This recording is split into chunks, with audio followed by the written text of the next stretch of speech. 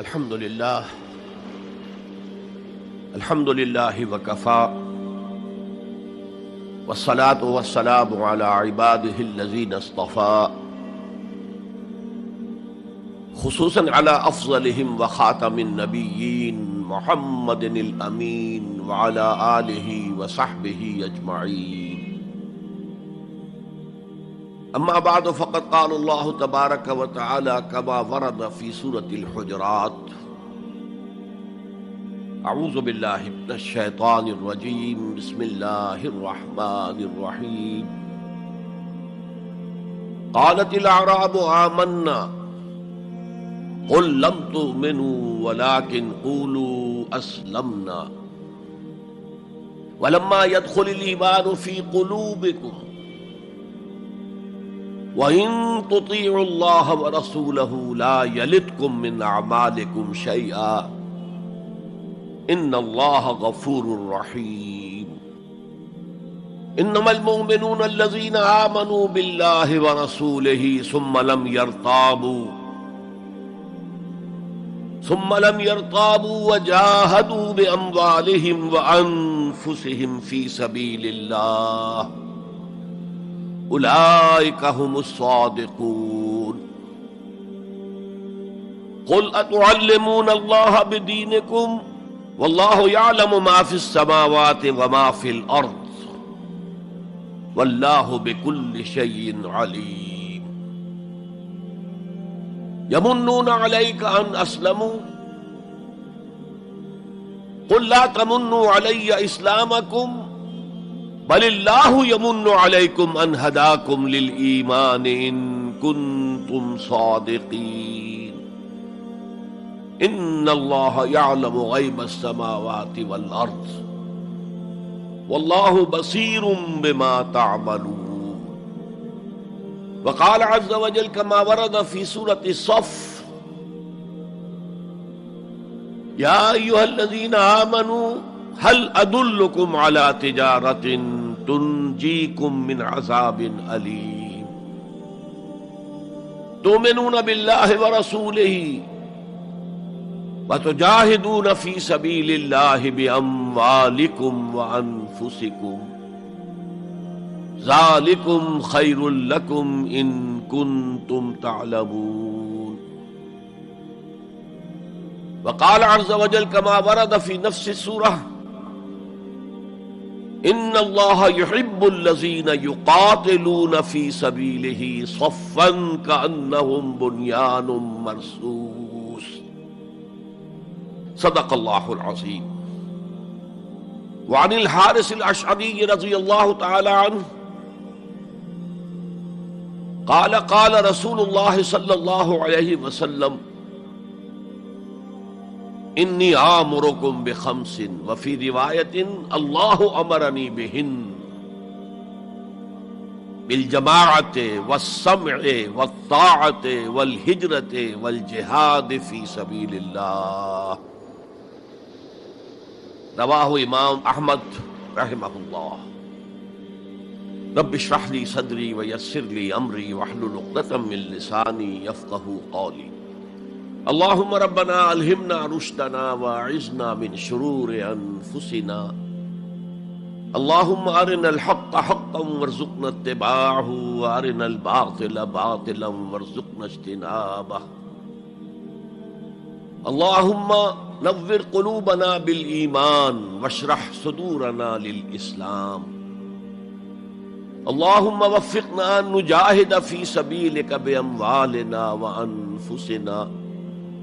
اللہم ارزقنا شہادۃ فی سبیلک. آمین یا رب العالمین. معزز حاضرین اور محترم خواتین، السلام علیکم ورحمۃ اللہ وبرکاتہ. ہمارا جو آج کا موضوع ہے وہ عنوان ہی سے نظر آ رہا ہے کہ طوالت طلب ہے. ایمان، اسلام اور اللہ کی راہ میں جد و جہد. سب سے پہلی بات اس ضمن میں یہ سمجھنی چاہیے کہ قرآن مجید میں ایمان اور اسلام اور مومن اور مسلم تقریباً ہم معنی اور مترادف الفاظ کے طور پر استعمال ہوئے، اگرچہ ایمان کا زیادہ تعلق انسان کے باطن سے ہے، اس کے ذہن سے ہے، قلب سے ہے، اور اسلام کا زیادہ تعلق اس کے عمل سے ہے، تاہم جس شخص کے دل میں ایمان ہے اور عمل میں اسلام ہے، اسے آپ مومن کہیں یا مسلم کہیں کوئی فرق واقع نہیں ہوتا۔ Call the rose by any name, it will smell as sweet۔ لیکن یہ کہ اگر دو اصطلاحیں ہیں قرآن کی اور ہمارے دین کی، تو لازماً ان میں کوئی فرق ہے، اور یہ جو آج ہم جس کا مطالعہ کر رہے ہیں، یہ مقام قرآن حکیم کا اہم ترین مقام ہے اس خاص مضمون کے اعتبار سے۔ یہ وضاحت میں نے اس لیے کر دی کہ خاص مضمون کے اعتبار سے کہ قرآن کا کوئی ایک لفظ بھی غیر اہم نہیں ہے، لیکن مختلف موضوعات کے اعتبار سے مختلف مقامات کو سب سے بڑھ کر اہمیت کا حامل قرار دیا جا سکتا ہے۔ تو خاص اس موضوع پر، ایمان اور اسلام کے فرق پر، یہ مقام قرآن حکیم کا اہم ترین مقام ہے۔ قالت الاعراب آمنا، یہ بدو لوگ کہہ رہے ہیں ہم ایمان لے آئے۔ قل لم تؤمنوا، اے نبی ان سے کہہ دیجئے تم ایمان ہرگز نہیں لائے ہو۔ شاید بعض حضرات سوچے یہ ہرگز کا لفظ تم نے کہاں سے ایڈ کر دیا؟ تو عربی میں فعل ماضی کی نفی کا ایک طریقہ یہ ہے کہ ماضی ہی کے صیغے پر ما کا اضافہ کر دے، ما آمنتم، تم ایمان نہیں لائے ہو۔ لیکن فعل مضارع سے قبل لم لایا جائے تو یہ ماضی کی نفی ہے انتہائی تاکیدی۔ لم تؤمنوا، ما آمنتم نہیں کہا، لم تؤمنوا، تم ہرگز ایمان نہیں لائے ہو۔ ولیکن قولوا اسلمنا، ہاں یوں کہو کہ ہم اسلام لے آئے ہیں، یا ہم نے اطاعت قبول کر لی ہے، ہم نے سرنڈر کر دیا ہے، اسلام کی، اسلامی ریاست کی بالادستی قبول کر لی ہے۔ ولیکن قولوا اسلمنا، اور اب دیکھیے نہایت تاکیدی نفی پہلے ہو چکی ہے، لم تؤمنوا، پھر مزید تاکید ولما يدخل الایمان فی قلوبکم، ابھی تک ایمان تمہارے دلوں میں ہرگز داخل نہیں ہوا۔ یہ پھر لما، لم کا اضافہ ہے۔ یہ مقام ہے جہاں ان دونوں چیزوں کو بالکل علیحدہ کر کے ایک دوسرے کے مقابل میں لے آئے۔ ثابت ہوا ایمان کچھ اور ہے، اسلام کچھ اور ہے۔ ذرا نوٹ کر لیجئے کہ قرآن مجید میں یا اسلام کی اصطلاحات میں تین جوڑے ایسے ہیں کہ جن میں عام اور خاص کی نسبت ہے۔ ایمان خاص ہے، اسلام عام ہے، یعنی ہر مومن تو لازماً مسلم ہے، ہر مسلم لازماً مومن نہیں ہے۔ یہی معاملہ نبی اور رسول کا ہے۔ نبی عام ہے، رسول خاص ہے۔ ہر رسول تو لازماً نبی ہے، لیکن ہر نبی لازماً رسول نہیں ہے۔ یہی معاملہ جہاد اور قتال کا ہے۔ قتال تو لازماً جہاد ہے، لیکن جہاد لازماً قتال نہیں ہے۔ ان اصطلاحات کے بارے میں بہت خوبصورت بات کہی ہے مفسرین نے، اذا التقیا خالفا واذا خالفا اجتمعا۔ جب یہ اصطلاحات سامنے سامنے آتی ہے، ایک دوسرے کے آمنے سامنے، تو ان کے مفہوم میں اختلاف ہو جاتا ہے۔ لیکن علیحدہ علیحدہ آ رہی ہوں، یہاں پر اکیلی اصطلاح ایمان ہے، یہاں پر اکیلی اصطلاح اسلام ہے، تو ان کے معنی تقریباً ایک ہو جاتے ہیں۔ اور دوسرے یہ کہ یہ اصطلاحات جو ہیں جوڑے، یہ ایک دوسرے کی جگہ پر استعمال ہو جاتے ہیں۔ تو ایمان کی جگہ اسلام، اسلام کی جگہ ایمان، یہ استعمال کیے جا سکتے ہیں۔ اور جیسا کہ میں نے شروع میں کہا، یہ دونوں تقریباً قرآن کے عام اسلوب کے اعتبار سے مترادف رحمانی الفاظ ہیں، لیکن یہاں انہیں بالکل علیحدہ کر دیا گیا ہے۔ قالت الاعراب آمنا قل لم تؤمنوا ولكن قولوا اسلمنا ولما يدخل الايمان في قلوبكم۔ اب ذرا پس منظر سمجھیے کہ یہ کون لوگ تھے جن سے یہ کہا جا رہا ہے۔ دیکھیے، آپ کو معلوم ہے کہ ابتدا میں جب کہ حضور ابھی مکہ میں تشریف فرما تھے، تو جس شخص کے دل میں ایمان یقین کے درجے میں آ جاتا تھا، صرف وہی کہتا تھا اشہد ان لا الہ الا اللہ واشہد ان محمد رسول اللہ۔ گویا کہ ایمان پہلے آتا تھا، اسلام بعد میں آتا تھا، اس لیے کہ انہیں معلوم تھا کہ اسلام کے اعلان کا مطلب کیا ہوگا۔ گویا کہ اپنے معاشرے کو میں چیلنج کر رہا ہوں، اپنے خاندان سے ہی نہیں، اہل و عیال سے بھی کٹ جانے کے لیے تیار ہوں۔ جو شخص اس حد تک یقین کا حامل ہو جاتا تھا، وہ پھر اسلام کا اعلان کرتا تھا۔ لیکن رفتہ رفتہ صورت بدلی، خاص طور پر ہجرت کے فوراً بعد۔ آپ کو معلوم ہے کہ وہاں اللہ تعالیٰ نے ایسے حالات اور اسباب پیدا کر دیے کہ جو دو قبیلے وہاں پر اصل عرب قبیلے آباد تھے، اوس اور خزرج، ان دونوں کے تمام اکابر ایمان لے آئے۔ اور قبائلی زندگی کا معاملہ آپ کو معلوم ہے کہ اگر سرداروں نے ایمان قبول کر لیا تو پھر دونوں قبیلوں نے ایمان قبول کر لیا۔ لیکن یہاں کیفیت اب وہ نہیں تھی۔ یقیناً بہت سے لوگ ان میں وہ تھے جنہوں نے دل کے ساتھ ایمان قبول کیا تھا، اس کے فیس ویلیو پر تسلیم کیا تھا، لیکن بہت سے لوگ وہ بھی تھے کہ جو یہ دیکھ کر کہ پورا قبیلہ اسلام لا رہا، چلو ہم بھی شامل ہو جائیں۔ یہ صورت تبدیل ہونی شروع ہو گئی، یعنی ان کے حد تک اسلام پہلے آ گیا، پھر رفتہ رفتہ حضور کی معیت میں رہے، حضور کی صحبت حاصل رہی اور اس سے استفادہ کیا، تو ایمان بھی پیدا ہوتا چلا گیا۔ اب یہاں اسلام پہلے آیا، ایمان بعد میں آیا۔ یہی کیفیت ہماری ہے آج۔ ہم مسلمان تو پیدائشی طور پر ہیں، مسلمان والدین کے گھر میں پیدا ہوئے، الا یہ کہ کوئی اور کسی دوسرے مذہب سے تعلق رکھنے والا ایمان قبول کرتا ہے، اسلام قبول کرتا ہے، تو اسے بھی اپنے خاندان سے کٹنا پڑتا ہے، اسے اسی طرح کے حالات سے، چاہے وہ مار پیٹ اور وہ پرسیکیوشن اور وہ تشدد اور وہ ٹارچر نہ ہو جو ہو رہا تھا مکہ مکرمہ میں، لیکن بہرحال کافی کچھ قیمت انسان کو ادا کرنی پڑتی ہے اپنے اسلام کے قبول کرنے کی۔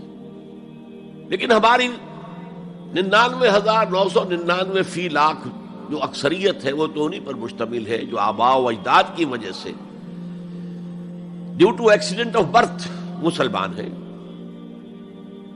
تو اسلام تو پیدائشی طور پر مل گیا، پیدا ہوتے ہی داہنے کان میں اذان پڑھی گئی، بائیں میں اقامت کہی گئی۔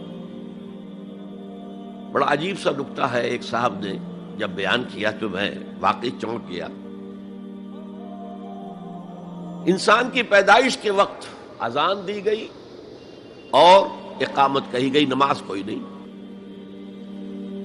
اور اس کے انتقال کے وقت نماز پڑھی گئی بغیر کسی اذان کے، بغیر کسی اقامت کے۔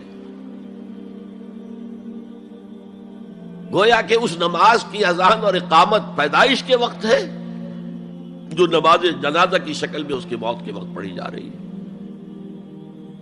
اور یوں کہا جا سکتا ہے کہ ہماری یہ دنیاوی زندگی بس اتنے ہی وقفے کا نام ہے جتنی کہ اذان اور اقامت اور نماز کے درمیان ہوتی ہے۔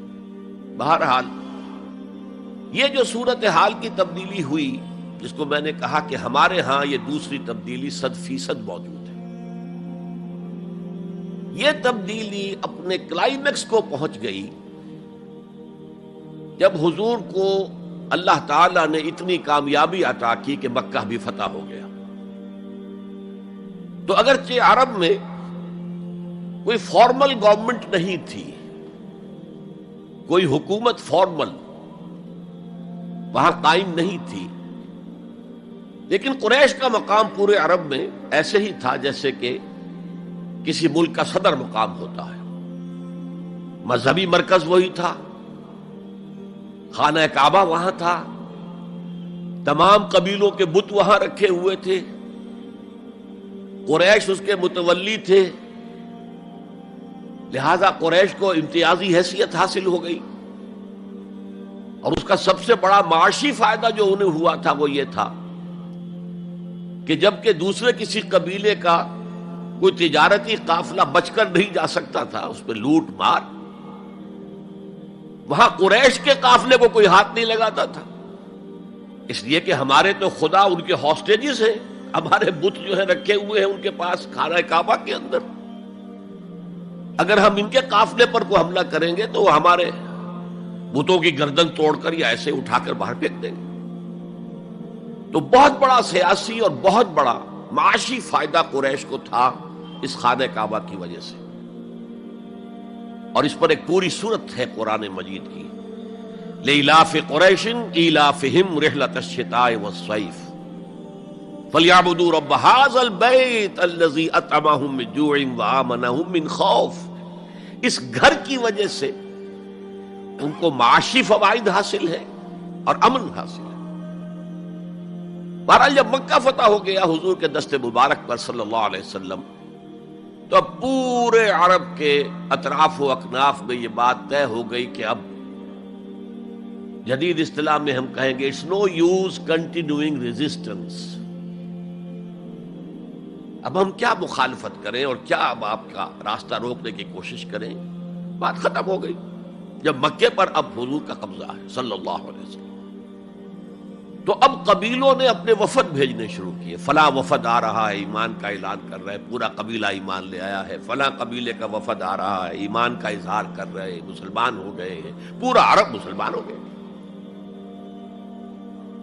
اب یہ لوگ جو ایمان لا رہے تھے، اور ایمان لانے کا مطلب کیا ہے؟ صرف یہ کہہ دینا اشہد ان لا الہ الا اللہ واشہد ان محمد رسول اللہ صلی اللہ علیہ وسلم، ان کی اندرونی کیفیات تین میں سے کوئی سی ایک ہو سکتی تھی،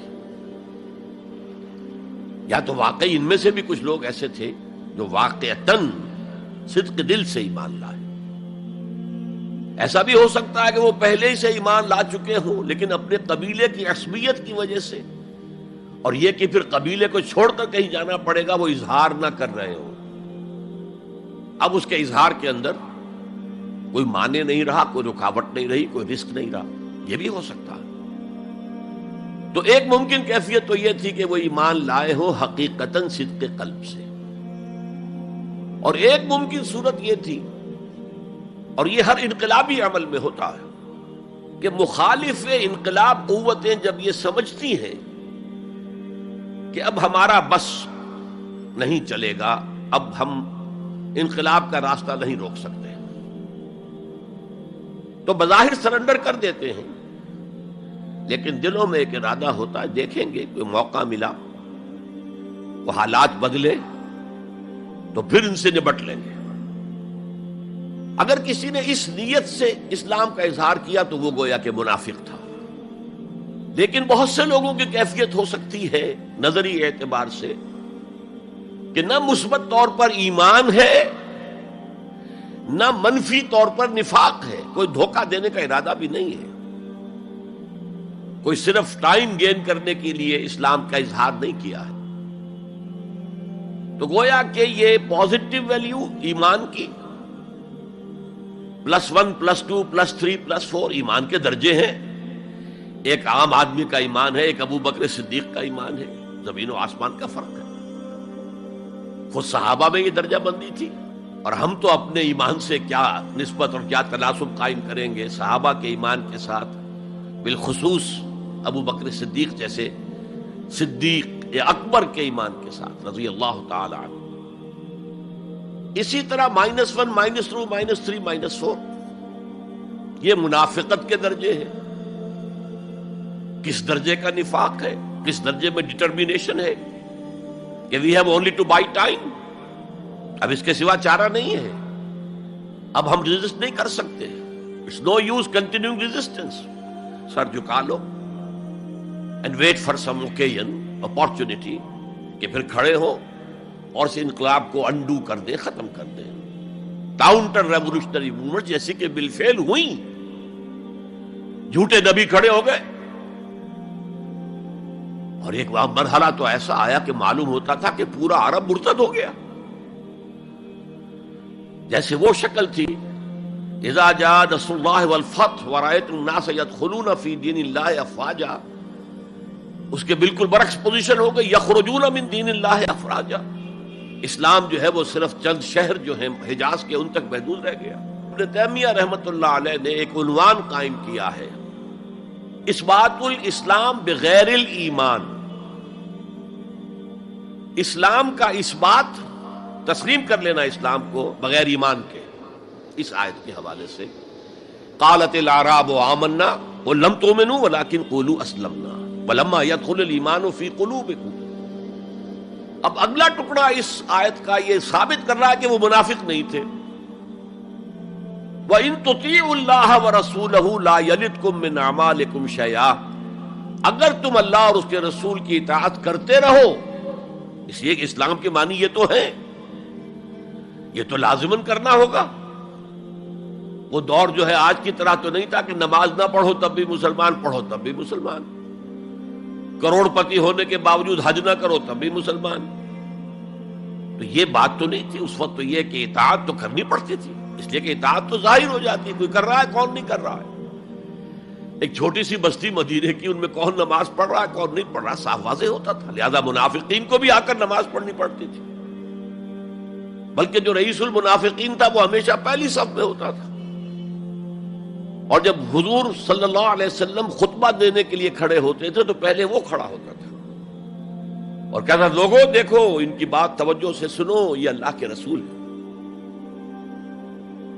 وہ اپنی اہمیت جتانے کی خاطر، اس لیے کہ یہ جو اوس اور خزرج کے دو قبیلے تھے، ان میں اوس کا قبیلہ چھوٹا تھا، خزرج کا بڑا تھا، اور اس کا سردار یہ تھا سب سے بڑا. اور اس کے لیے طے ہو چکا تھا، مدینے والے اس ضرورت کو محسوس کر رہے تھے کہ یہاں 5 قبیلے آباد ہیں، اور 2 تو قدیم عرب کے ہیں جو یمن سے آ کر آباد ہوئے، اوس اور خزرج، اور 3 عرب سے باہر سے آئے ہوئے ہیں یہودی قبائل، بنو قینقاع، بنو نذیر یا نذیر اور بنو قریظہ. اب 5 قبیلوں کا ایک شہر ہے، ہر قبیلے کا نظام تو اپنی جگہ مستحکم ہے، اس کا ایک سردار ہے اور اس کی بات قبیلے والوں کو ماننی ہے. لیکن ان 5 کے درمیان معاملات جو ہیں، کوئی آربیٹریٹر ہونا چاہیے، کوئی ایک ایسا ہونا چاہیے شخص کہ جس کی بات وہ 5 سنے اور مانے. اس لیے انہیں بادشاہ کی ضرورت محسوس ہوئی کہ کسی کو ہم اپنا بادشاہ بنا لیں. اور قرۂ فال بنام من دیوانہ زدند عبداللہ ابن ابی، اس کے بارے میں طے ہو گیا یہ ہمارا بادشاہ ہوگا. اس کے لیے تاج تیار ہو گیا سونے کا. تاج پوشی باقی تھی کہ حضور تشریف لے آئے بے تاج بادشاہ کی حیثیت سے. اس کے سارے خواب بکھر گئے. لہذا منافق اول بھی وہ اور رئیس المنافقین بھی وہ. ایمان تو وہ بھی لے آیا، اگرچہ لایا ذرا لیٹ، غزوہ بدر کے بعد، لیکن یہ ہے کہ وہ ایمان لایا تھا اسی انداز کا کہ ابھی دیکھیں گے، ہوا دیکھو، ہوا کا رخ دیکھو، تیل دیکھو، تیل کی دھار دیکھو، کوئی حالت ایسی ہو جائے کہ پھر معاملہ تلپٹ کر دیا جائے. تو یہاں کہا جا رہا ہے وَإِن تُطِيعُوا اللَّهَ وَرَسُولَهُ لَا يَلِدْكُم مِّنْ أَعْمَالِكُمْ شَيْئًا، جبکہ منافق کا کوئی عمل بھی قبول نہیں. لیکن یہاں فرمایا گیا کہ اگر تم اللہ اور اس کے رسول کی اطاعت کرتے رہو گے تو اللہ تعالیٰ تمہارے اعمال کے اجر و ثواب میں کوئی کمی نہیں کرے گا. دیکھیے اصولی اعتبار سے بات یہ ہے کہ ایمان کے بغیر کوئی عمل جو ہے قبول نہ ہو. یہاں ایمان کے بغیر نیکیوں کے اعمال کے قبولیت کا اعلان کیا جا رہا ہے. گویا کہ یہ ایک خاص رعایت ہے، اس لیے آیت ختم ہو رہی ہے ان اللہ غفور الرحیم. اللہ غفور ہے، اللہ رحیم ہے.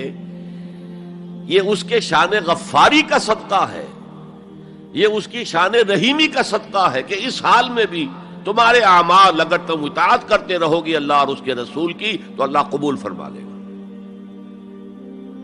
البتہ یہاں یہ نوٹ آف کوشن سامنے رہنا چاہیے کہ اطاعت جزوی نہیں، اطاعت کلی، پوری کی پوری اطاعت.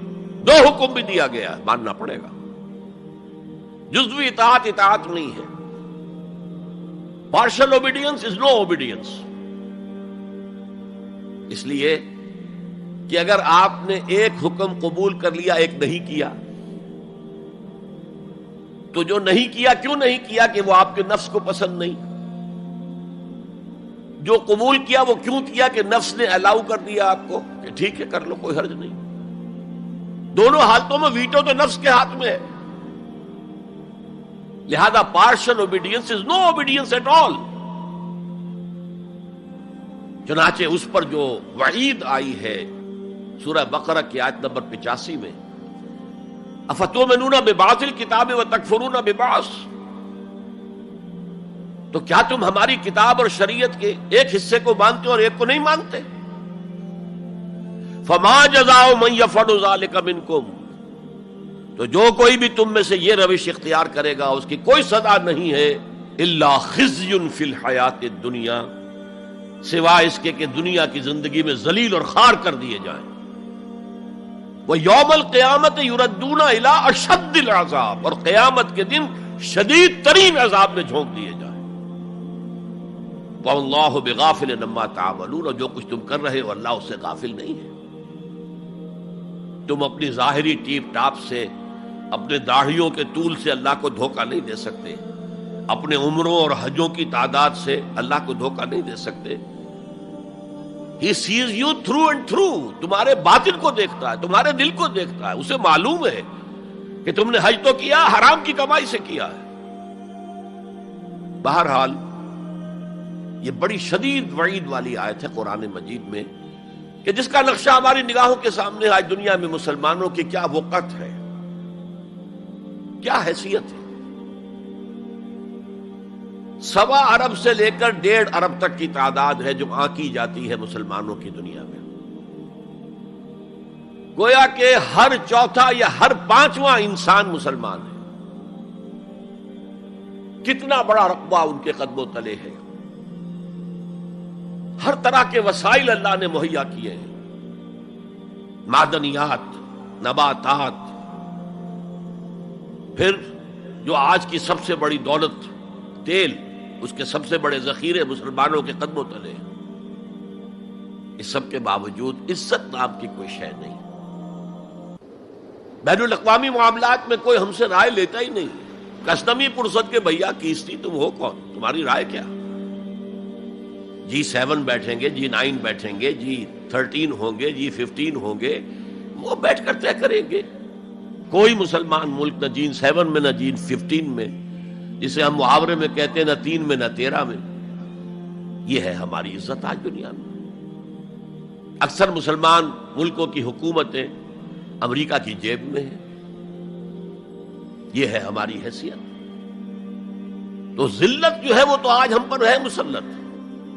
فما جزاء من يفعل ذلك منكم الا خزي في الحیات الدنیا ويوم القیامت. اب یہ قیامت کے دن کی بات جو اللہ فرما رہے ہیں، دعا ہی کی جا سکتی ہے کہ اللہ تعالیٰ اس سے بچا لے، کرم فرمائے، اپنی شان غفاری اور شان رحیمی سے ہمیں اس روز کی ذلت سے اور شدید ترین عذاب میں جھونک دیے جانے کی جو یہاں پر خبر سنائی جا رہی ہے، وعید سنائی جا رہی ہے، اللہ تعالیٰ اس سے بچا لے. تو اس آیت کو اب آپ سامنے رکھیے. البتہ ایک بات میں اور آپ سے عرض کر دوں کہ جو کیفیت اس آیت میں سامنے آئی ہے یہ مستقل نہیں رہ سکتی. اگر کوئی شخص واقعتاً چاہے آغاز میں اس کا دل پازیٹیولی ایمان سے خالی تھا، لیکن ساتھ ہی نیگیٹو نفاق سے بھی خالی تھا. کہہ سکتے ہیں زیرو لیول ہے، پلس ویلیوز اور مائنس ویلیوز کے درمیان زیرو آئے گا. تو باطن کے اعتبار سے چاہے وہ زیرو لیول پر تھا، لیکن اگر وہ اطاعت کرتا رہا، نماز پڑھتا رہا، روزہ رکھتا رہا، زکوٰۃ دیتا رہا، حرام چیزوں سے بچتا رہا، فرائض ادا کرتا رہا، تو اس سے لازماً ایمان پیدا ہو جائے گا اس کے دلوں میں. اس لیے کہ یہ دو طرفہ پروسیس ہے، بائی لیٹرل. ایمان سے عمل پیدا ہوتا، عمل سے ایمان پیدا ہوتا. عمل انسان جب کرتا ہے، اللہ کی راہ میں قربانیاں دیتا ہے، زادتہم ایمانا، ان کے ایمان میں اضافہ ہو گیا. اچھا، اب یہ ہے پس منظر ایمان اور اسلام کا فرق. اب اس کے حوالے سے یہ بھی، اس سے پہلے اگرچہ میں اشارے کر چکا ہوں، اسلام کی جو تعریف کی گئی ہے، متفق علیہ روایت ہے حضرت عبداللہ ابن عمر سے رضی اللہ تعالی عنہما، بنی الاسلام علی خمس، اسلام کی عمارت 5 چیزوں پر قائم ہے. شہادت اللہ الہ الا اللہ وان محمد رسول اللہ، وإقام الصلاۃ وإیتاء الزکوٰۃ وصوم رمضان وحج البیت من استطاع الیہ سبیلا. کلمہ شہادت ہے کہ میں گواہی دیتا ہوں اللہ کے سوا کوئی معبود نہیں، اور میں گواہی دیتا ہوں کہ محمد صلی اللہ علیہ وسلم اللہ کے رسول ہیں. پھر 4 عبادات ہیں، نماز ہے، روزہ ہے، زکوٰۃ ہے، حج ہے. تو اسلام جو ہے دنیا میں قائم ہے ان 5 بنیادوں پر. اب ان میں خاص طور پر دیکھیے لفظ ایمان کہیں نہیں آیا. گویا کہ اسلام کی بنیاد اقرار باللسان پر ہے، اور دنیا میں کسی شخص کے مسلمان سمجھے جانے کا دار و مدار صرف اسی پر ہوگا.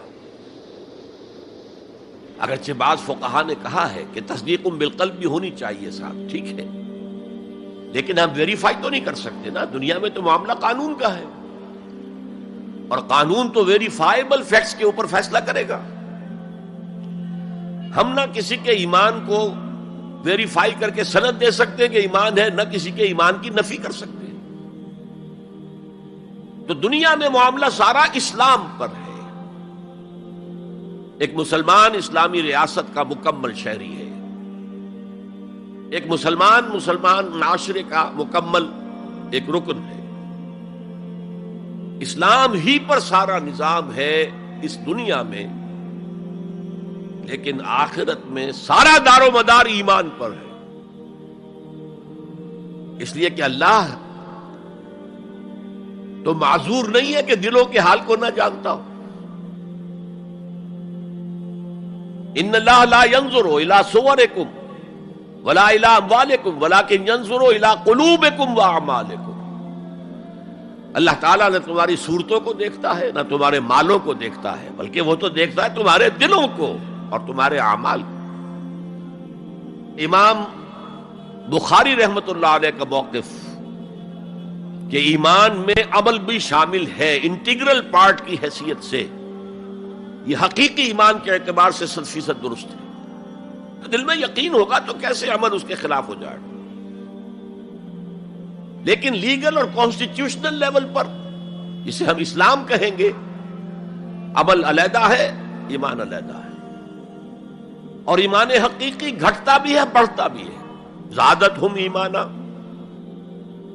وما زادہم الا ایمانا وتسلیما، سورہ احزاب میں فرمایا کہ وہ جو 12,000 کا لشکر آ گیا تھا اور ایک شدید صورت پیدا ہو گئی تھی، اور محسوس ہوتا تھا perhaps this is the end, جیسے کہ ایک چراغ جل رہا ہے میدان میں رکھا ہوا اور جھکڑ چل رہا ہے بجھانے کے لیے. تو منافقین کا نفاق ان کی زبانوں پر آ گیا. ما وعدنا اللہ ورسولہ الا غرورا، ہم سے اللہ اور اس کے رسول نے جو وعدے کیے تھے وہ سب جھوٹے ثابت ہوئے. ہم سے کہا گیا تھا کیسر و کسریٰ کے خزانے تمہارے قدموں میں ہوں گے، اور آج کیا ہے، ہم رفع حاجت کے لیے باہر نہیں جا سکتے. تو منافقین کے اندر کا روگ جو تھا وہ ان کی زبانوں پر آ گیا. اور اہل ایمان کا معاملہ کیا ہوا؟ انہوں نے جب دیکھا رما راول احزاب، قالوا ھذا ما وعدنا اللہ ورسولہ، انہوں نے کہا یہی تو ہے جس کا ہم سے اللہ اور اس کے رسول نے وعدہ کیا تھا. یہ آیت تو سورہ بقرہ میں نازل ہو چکی تھی. وَلَنَبْلُوَنَّكُمْ بِشَيْءٍ مِّنَ الْخَوْفِ وَالْجُوعِ وَنَقْصٍ مِّنَ الْأَمْوَالِ وَالْأَنفُسِ وَالثَّمَرَاتِ وَبَشِّرِ الصَّابِرِينَ، ہم لازماً آزمائیں گے تمہیں، لازماً آزمائیں گے، خوف سے، بھوک سے، فقر و فاقے سے، جان اور مال اور ثمرات کے ضیاع سے اور زیاں سے۔ فصل تیار کھڑی ہے اور عین وقت آ گیا ہے جنگ کا، اور وقت پر فصل کھجور کی اتاری نہ گئی تو تباہ ہو جائے گی، لیکن نہیں، نکلنا ہے۔ یہی معاملہ تھا جو کہ تبوک کے موقع پر ہوا ہے۔ قحط کی کیفیت تھی اور اب فصل تیار تھی، اب ساری امیدیں اس فصل پر تھی، کھجور کی، لیکن ظاہر ہے کہ کھجور کی فصل اتارنا کوئی عام خواتین کا کام تو نہیں ہے، لیکن مردوں سے کہا جا رہا نکلو اللہ کی راہ میں، سب کے سب۔ پہلی مرتبہ لفیر عام تھی، ہر صاحب ایمان نکلے، تو ایک بہت بڑی آزمائش۔ تو جو راسخ الایمان تھے، صادق الایمان تھے، ان کا رد عمل سچویشن ایک ہی ہے۔ منافقین کہہ رہے ہیں ما وعدنا اللہ ورسولہ الا غرورا، ہمیں تو اللہ اور اس کے رسول نے سبز باغ دکھا کر بروا دیا، اور اہل ایمان کہہ رہے ہیں ھذا ما وعدنا اللہ ورسولہ وصدق اللہ ورسولہ وما زادہم الا ایمانا وتسلیما، اور ان میں نہیں کوئی شے بڑی مگر ایمان اور تسلیم کے۔ جبکہ وہ جو ایک کانسٹیٹیوشنل ایمان ہے وہ ایک جامد شے ہے، it's a legal status that you get as a Muslim, تو یہ اسٹیٹس نہ گھٹتا ہے نہ بڑھتا ہے۔ یہ نہیں ہو سکتا کہ ایک باپ کے اگر دو بیٹے ہیں اور ایک متقی ہے، زاہد ہے، عابد ہے، تہجد گزار ہے، دوسرا فاسق و فاجر ہے، تو وراثت میں اس تہجد گزار کو زیادہ حصہ ملے اور دوسرے کو جو ہے وہ کم ملے، نہیں، ایکول۔ المسلم کفو لکل مسلم، تمام مسلمان آپس میں جہاں تک ان کے لیگل اور پولیٹیکل حقوق کا تعلق ہے برابر۔ تو یہ فرق ہے ایمان اور اسلام میں۔ البتہ یہ میں آپ کو بتا چکا ہوں کہ یہ بھی ہو سکتا ہے کہ اسلام پہلے آئے، ایمان بعد میں آئے۔ ہم میں سے جب بھی اللہ تعالیٰ کسی کو نصیب فرما دے حقیقی ایمان، یقین والا ایمان، جیسے میں نے دعا کی اللہم نور قلوبنا بالایمان، اے اللہ ہمارے دلوں کو منور کر دے، روشن کر دے ایمان کے ساتھ، نور ایمان سے جگمگا اٹھے ہمارا دل، واشرح صدورنا للاسلام، اور ہمارے سینوں کو کھول دے اسلام کے لیے، اسلام کی ہر شے ہمیں حسین نظر آئے۔ حضور صلی اللہ علیہ وسلم کی حیات طیبہ کے آخری ایام میں یہ واقعہ پیش آیا کہ حضور مسجد نبوی میں تشریف فرما ہے، مجمع موجود ہے، اچانک ایک شخص ظاہر ہوتا، شدید و بیاض الثیاب، شدید و سواد الشعر، اس کا لباس انتہائی سفید صاف، کوئی اس پر دھبا نہیں، داغ نہیں، میل نہیں، بال انتہائی سیاہ چمکدار، گرد آلود نہیں، ولا یعرفہ احد منا، اور ہم میں سے اسے کوئی پہچانتا بھی نہیں تھا، کسی بھی ریت سے، خاک سے بالکل آلودہ ہوئے بغیر بال ہیں، تو شاید یہ مدینے کا رہنے والا ہو، تو مدینے والوں میں سے کوئی تو ہوتا کہ جو اس کو جانتا پہچانتا، کوئی نہ کوئی تو گریٹ کرتا اس کو مجمع میں، آؤ آؤ ادھر آ جاؤ، میرے پاس آ جاؤ، کوئی نہیں۔ اور اگر براہ راست باہر سفر سے آ رہا ہے تو کچھ گرد آلود بال ہوتے، کچھ کپڑے میلے کچیلے ہوتے، تو لوگ حیران تھے، اور مزید یہ کہ اس نے سیدھا تیر کی طرح مجمع کو چیرتا ہوا حضور کے عین سامنے جا کر بیٹھ گیا۔ اب لوگ حیران ہیں، یہ ہے کون؟ اس کی یہ جرت، یہ جسارت، اور اس طرح دو زانو بیٹھا کہ حضور کے گھٹنوں کے ساتھ اپنے گھٹنے جوڑ دیے اور حضور کی رانوں پر اپنے دونوں ہاتھ رکھ دیے۔ اب سوال کیا، یا محمد اخبرنی عن الاسلام، اے محمد مجھے بتاؤ اسلام کیا ہے؟ حضور نے فرمایا وہی جو میں ابھی آپ کو حدیث سنا چکا ہوں، الاسلام ان تشہد اللہ الہ الا اللہ وان انا رسول اللہ وان تقیم الصلاۃ وتؤتی الزکاۃ وتصوم رمضان وتحج البیت ان استطعت الیہ سبیلا۔ پھر کہا اخبرنی عن الایمان، لیکن یہ کہ ان روایتوں میں بھی اس کو روایت کرنے والے بہت سے صحابہ ہیں، عبداللہ ابن عمر بھی ہیں، حضرت عمر خود بھی ہیں رضی اللہ تعالی عنہما، ابو ہریرہ بھی ہے، عبداللہ ابن مسعود بھی ہیں. چونکہ ایک مجمع میں واقعہ ہو رہا تھا نا، تو مجمع کے اندر تو بہت سے لوگ سن رہے ہیں. اگرچہ جیسے آج بھی ہوگا کہ میں جو بات کہہ رہا ہوں، آپ میں سے بہت سے حضرات میری ساری بات سن کر اگر کہیں جا کر رپورٹ کریں گے تو ان کی باتوں میں اختلاف ہو جائے گا. لہذا اس حدیث کی روایت میں اختلاف ہے. بعض روایتوں میں یہ ہے کہ پہلے پوچھا اخبرنی عن الایمان، پھر پوچھا اخبرنی عن الاحسان یا عن الاسلام. اور یہ جو حضرت عمر کی روایت ہے اس میں ہے سب سے پہلے آپ نے پوچھا اخبرنی عن الاسلام، پھر دوسرا سوال آیا اخبرنی عن الایمان. اچھا، اس کے بعد ایک دو سوال اور بھی کیے، اب میں تفصیل میں نہیں جا سکتا. پھر وہ شخص چلا گیا. حضور نے کہا ذرا اس کو بلانا واپس. تو دیکھا تو کہیں بھی نہیں، زمین کھا گئی، آسمان چکر لے گیا، اللہ جانے. تب حضور نے فرمایا اوہ یہ جبرائیل تھے جو تمہیں تمہارا دین سکھانے آئے تھے. یعلمکم دینکم اذ لم تسألوہ، جبکہ تم نے اس کے بارے میں سوال نہیں کیا. اور یہ پہلی بار ہے کہ میں جبرائیل کو پہچان نہیں سکا. انسانی شکل میں وہ آئے اور میں پہچان نہیں پایا، ورنہ اکثر حضرت دہیہ کلبی کی شکل میں آتے تھے انسانی صورت میں. جب بھی حضرت جبرائیل آتے تھے، حضرت دہیہ کلبی جو ہے وہ بہت ہی حسین جوان رانا، ان کی شکل میں آتے تھے. بہرحال یہ اتنا اہم مسئلہ ہے کہ اس کو کلیئر کرنے کے لیے کہ دودھ کا دودھ پانی کا پانی علیحدہ ہو جائے. ایمان کیا ہے، اسلام کیا ہے. دنیا کا نظام اسلام پر ہے، ایمان پر نہیں ہے. آخرت کا معاملہ ایمان پر ہے، اسلام پر نہیں ہے. کوئی شخص مسلمانوں کا بہت بڑا قائد ہو، بہت بڑا لیڈر ہو، لیکن ہو سکتا ہے آخرت میں زیرو ہو. میں حدیث سنا چکا ہوں آپ کو. ایک شخص دنیا میں شہید سمجھا جا رہا تھا، ایک شخص دنیا میں بہت بڑا عالم سمجھا جا رہا تھا، ایک شخص دنیا میں بہت بڑا سخی سمجھا جا رہا تھا، اور اللہ نے سب کے دعوے جو ہیں ان کی نفی کر دی. تم نے جنگ کی تھی اس لیے لیقال جریء کہا جائے، بہت ہی جری آدمی ہے صاحب، بہت بہادر آدمی، کیا کہنے اس کے. لیقال سخی، بھائی بڑا سخی آدمی ہے، سخاوت کے دریا بہا دیے اس نے. بھائی بہت بڑا عالم ہے، اس سے علم کا کتنا جو ہے لوگوں کو فیض پہنچا ہے. وقت قیلا، یہ تمہارا مقصود تھا، وہ مقصود دنیا میں حاصل ہو چکا، تمہاری شہرت کے ڈنکے بج چکے، اب یہاں تمہارے لیے کچھ نہیں. اور پھر اللہ حکم دے گا اور فرشتے منہ کے بل گھسیٹتے ہوئے اسے جہنم میں جھونک دیں گے. تو وہ اسلام وہاں کام نہیں آئے گا. بلکہ اسلام کیا، اسلام پر اتنی اضافی خوبیاں بھی کام نہیں آئیں گی اگر دل میں ایمان نہیں اور اس کے نتیجے میں نیت درست نہیں. حقیقت البر پر ہم گفتگو کر چکے ہیں، نیکی کی اصل حقیقت کیا ہے. اسی موضوع پر اصل میں امام ابو حنیفہ جو فقیہ ہے، ان کی کوئی کتاب اور تصنیف فقہ پر نہیں ہے. وہ سارے ان کے شاگردوں کے فتاوی ہیں جو بعد میں مرتب ہوئے. ہاں ان کی ایک تصنیف ہے الفقہ الاکبر، بڑی فقہ جو میجر ایشوز ہیں. مسلمان کون ہے، اور مسلمان گناہ کبیرہ کرے تو کافر ہو جاتا یا نہیں ہو جاتا. بعض احادیث سے ثابت ہوتا کہ وہ تو کافر ہو گیا، ایمان سے محروم ہو گیا. میں وہ حدیث سنا چکا ہوں آپ کو، واللہ لا یؤمن واللہ لا یؤمن واللہ لا یؤمن.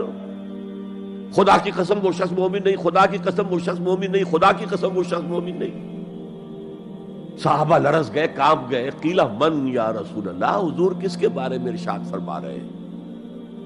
فرمایا الذی لا یامن جارہ بوائقہ، وہ شخص کہ جس کی ایذا رسانی کی وجہ سے اس کا پڑوسی چین میں نہیں ہے، امن میں نہیں، سکون میں نہیں. تو بظاہر تو نتیجہ نکلا کہ ایمان کی اتنی نفی ہو رہی تو کافر ہے. اور یہی سب سے بڑی غلطی جو سب سے پہلا فرقہ پیدا ہوا اسلام میں، وہ تو اسی بنیاد پر ہوا تھا. خوارج کا موقف یہی تھا، گناہ کبیرہ کا مرتکب کافر ہے، اور کافر ہے تو گویا کہ مرتد ہے، اور مرتد ہے تو واجب القتل ہے. اس کا مال بھی تم پر مباح ہے کہ لے لو اور قبضہ کر لو، اس کی بیویاں بیٹیاں بھی تم پر مباح ہے کہ انہیں اپنی کنیزیں بنا لو. حالانکہ بڑے متقی لوگ تھے خوارج. حضرت علی کو بہرحال ان سے جنگ کرنی پڑی.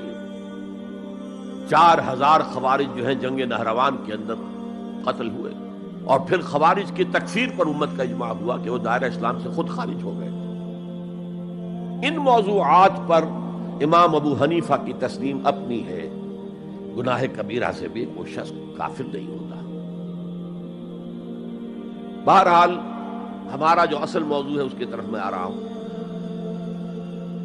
اسلام اور ایمان کو جب علیحدہ علیحدہ اس طرح کر دیا، نیچرلی اب ایک سوال پیدا ہوتا ہے کہ پھر مومن کو ڈیفائن کیجئے. ہو is a momin? We want to be acknowledged as مومنز.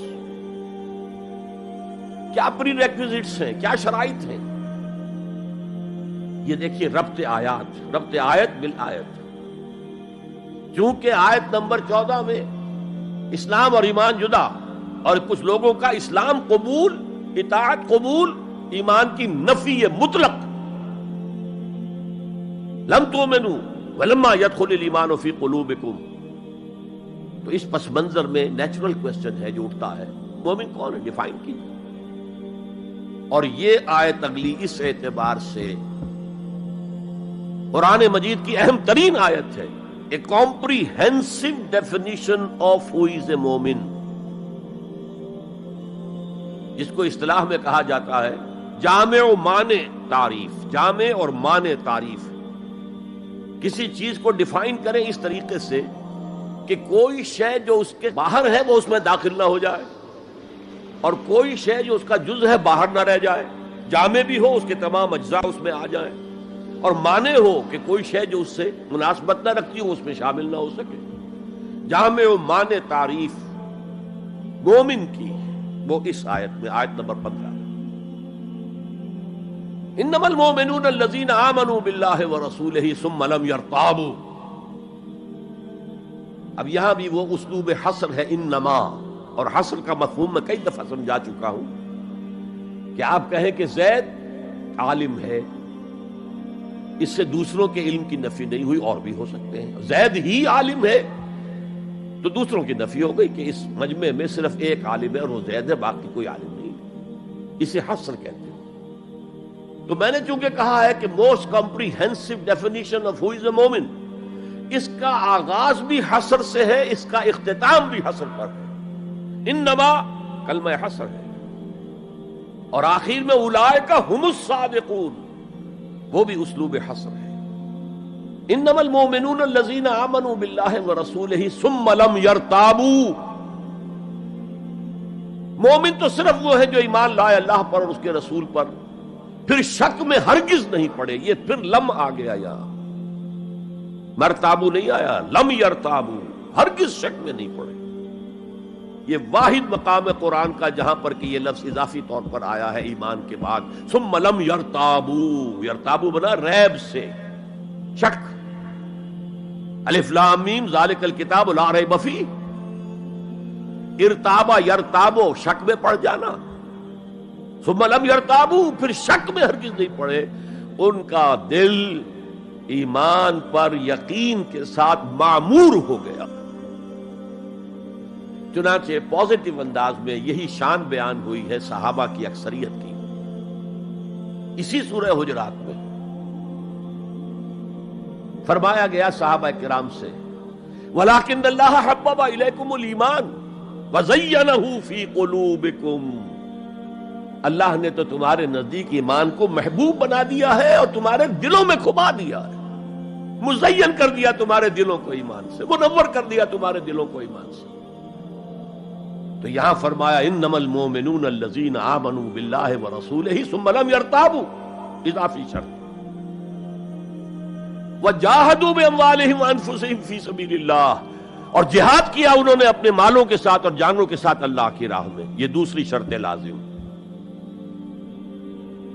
گویا جہاد کے بغیر کوئی ایمان نہیں.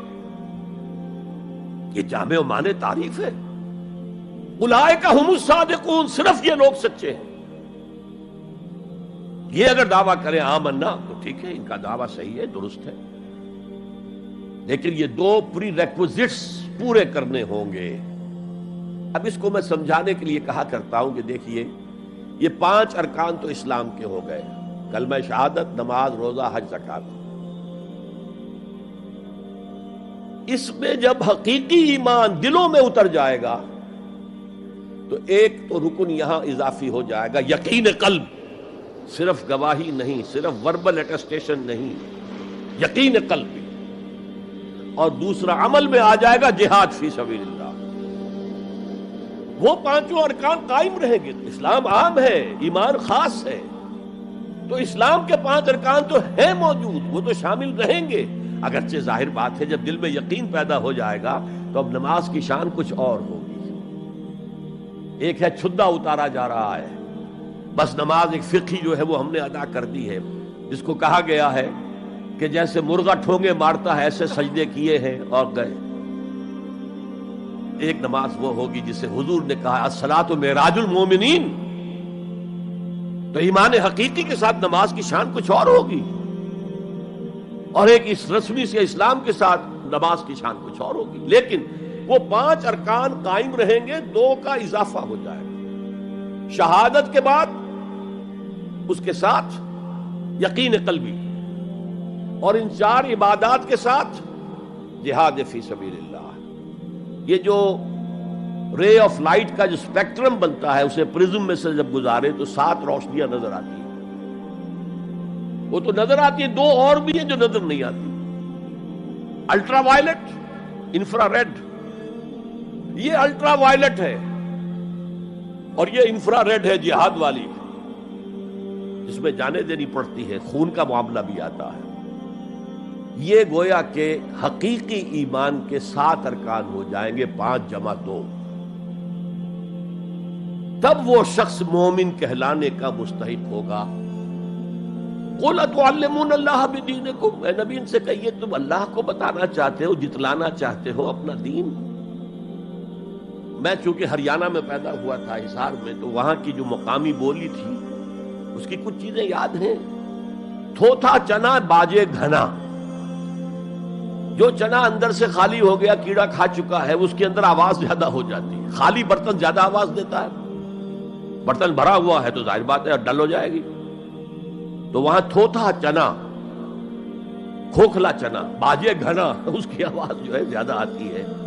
تو جن کے دلوں میں وہ ایمان نہیں تھا وہ بڑھ چڑھ کر کے ہم دیکھیے جی ہم تو اسلام لے آئے، ہم تو بغیر لڑے بھڑے اسلام لے آئے. حضور ہمارے ساتھ تو خصوصی معاملہ ہونا چاہیے، ہمیں زکوٰۃ میں سے خصوصی حصہ ملنا چاہیے. یہ جو وہ جتلاتے تھے اپنے دین کو، تو فرمایا قُلْ أَتُعَلِّمُونَ اللَّهَ بِدِينِكُمْ. کیا اللہ کو اپنا دین جتلا رہے ہو؟ وَاللَّهُ يَعْلَمُ مَا فِي السَّمَاوَاتِ وَمَا فِي الْأَرْضِ. اللہ کو تو معلوم ہے جو کچھ آسمانوں میں ہے اور جو کچھ زمین میں ہے. وَاللَّهُ بِكُلِّ شَيْءٍ عَلِيمٌ. اللہ تو ہر چیز کا جاننے والا ہے. اگر حقیقی ایمان تمہارے دلوں میں تو اللہ کو معلوم ہے، اور جیسا ایمان تم لائے ہو اللہ جانتا ہے اس کو. آیا واقعی صدق دل کے ساتھ ہے، یا نفاق کے اور دھوکے کے ساتھ ہے، یا یہ کہ خالی اسلام ہے، 0 لیول ہے. یمنون علیک ان اسلموا. اے نبی یہ آپ پر احسان دھر رہے ہیں کہ ہم اسلام لے آئے. دیکھیے جی ہم نے تو اطاعت قبول کر لی. آپ نے قریش سے تو اتنی جنگیں کی ہیں، فلاں سے تو اتنی جنگیں کی ہیں، آپ کے ساتھی اتنے شہید بھی ہوئے، ہم نے تو جنگ نہیں کی، ہم ایسے ہی مان لے آئے ہیں. تو گویا کہ احسان ہے ہمارا. یمنون علیک، مننا یمنو احسان دھرنا. یمنون علیک ان اسلموا قل لا تمنوا علی اسلامکم. کہہ دیجئے مجھ پر اپنے اسلام کا احسان مت دھرو. بل اللہ یمن علیکم ان ہداکم للایمان. بلکہ اللہ تم پر احسان دھرتا ہے کہ تمہیں اسلام کا راستہ دکھا دیا ہے. تم اسلام میں آ گئے ہو تو ایمان کا راستہ تمہیں دکھا دیا ہے. اب عمل کرتے رہو گے تو ایمان پیدا ہو جائے گا. یہ میں نے عرض کیا تھا کہ یہ کیفیت اثبات الاسلام بغیر الایمان یہ مستقل نہیں ہے، یہ عارضی ہے. جب عمل کریں گے تو ایمان پیدا ہو جائے گا.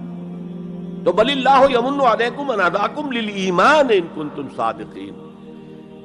بلکہ اللہ کا احسان مانو کہ اس نے تمہیں اسلام کے راستے پر لا کر گویا کہ اس سڑک پر ڈال دیا ہے جو ایمان کی طرف لے جا رہی ہے.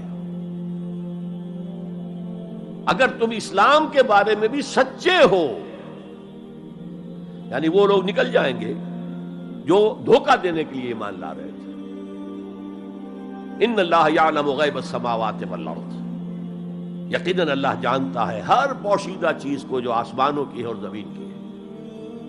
اور یہ غیب کا لفظ ہماری نسبت سے ہے، نوٹ کر لیجئے اسے. اللہ کے لیے کوئی غیب نہیں ہے، سرے سے کوئی غیب. ہر شے اس کے لیے شہود ہے، ہر شے ہر آن اس کی نگاہوں کے سامنے، کوئی شے اس کے لیے غیب نہیں. یہ ریلیٹو ٹرم ہے جو ہمارے لیے غیب ہے.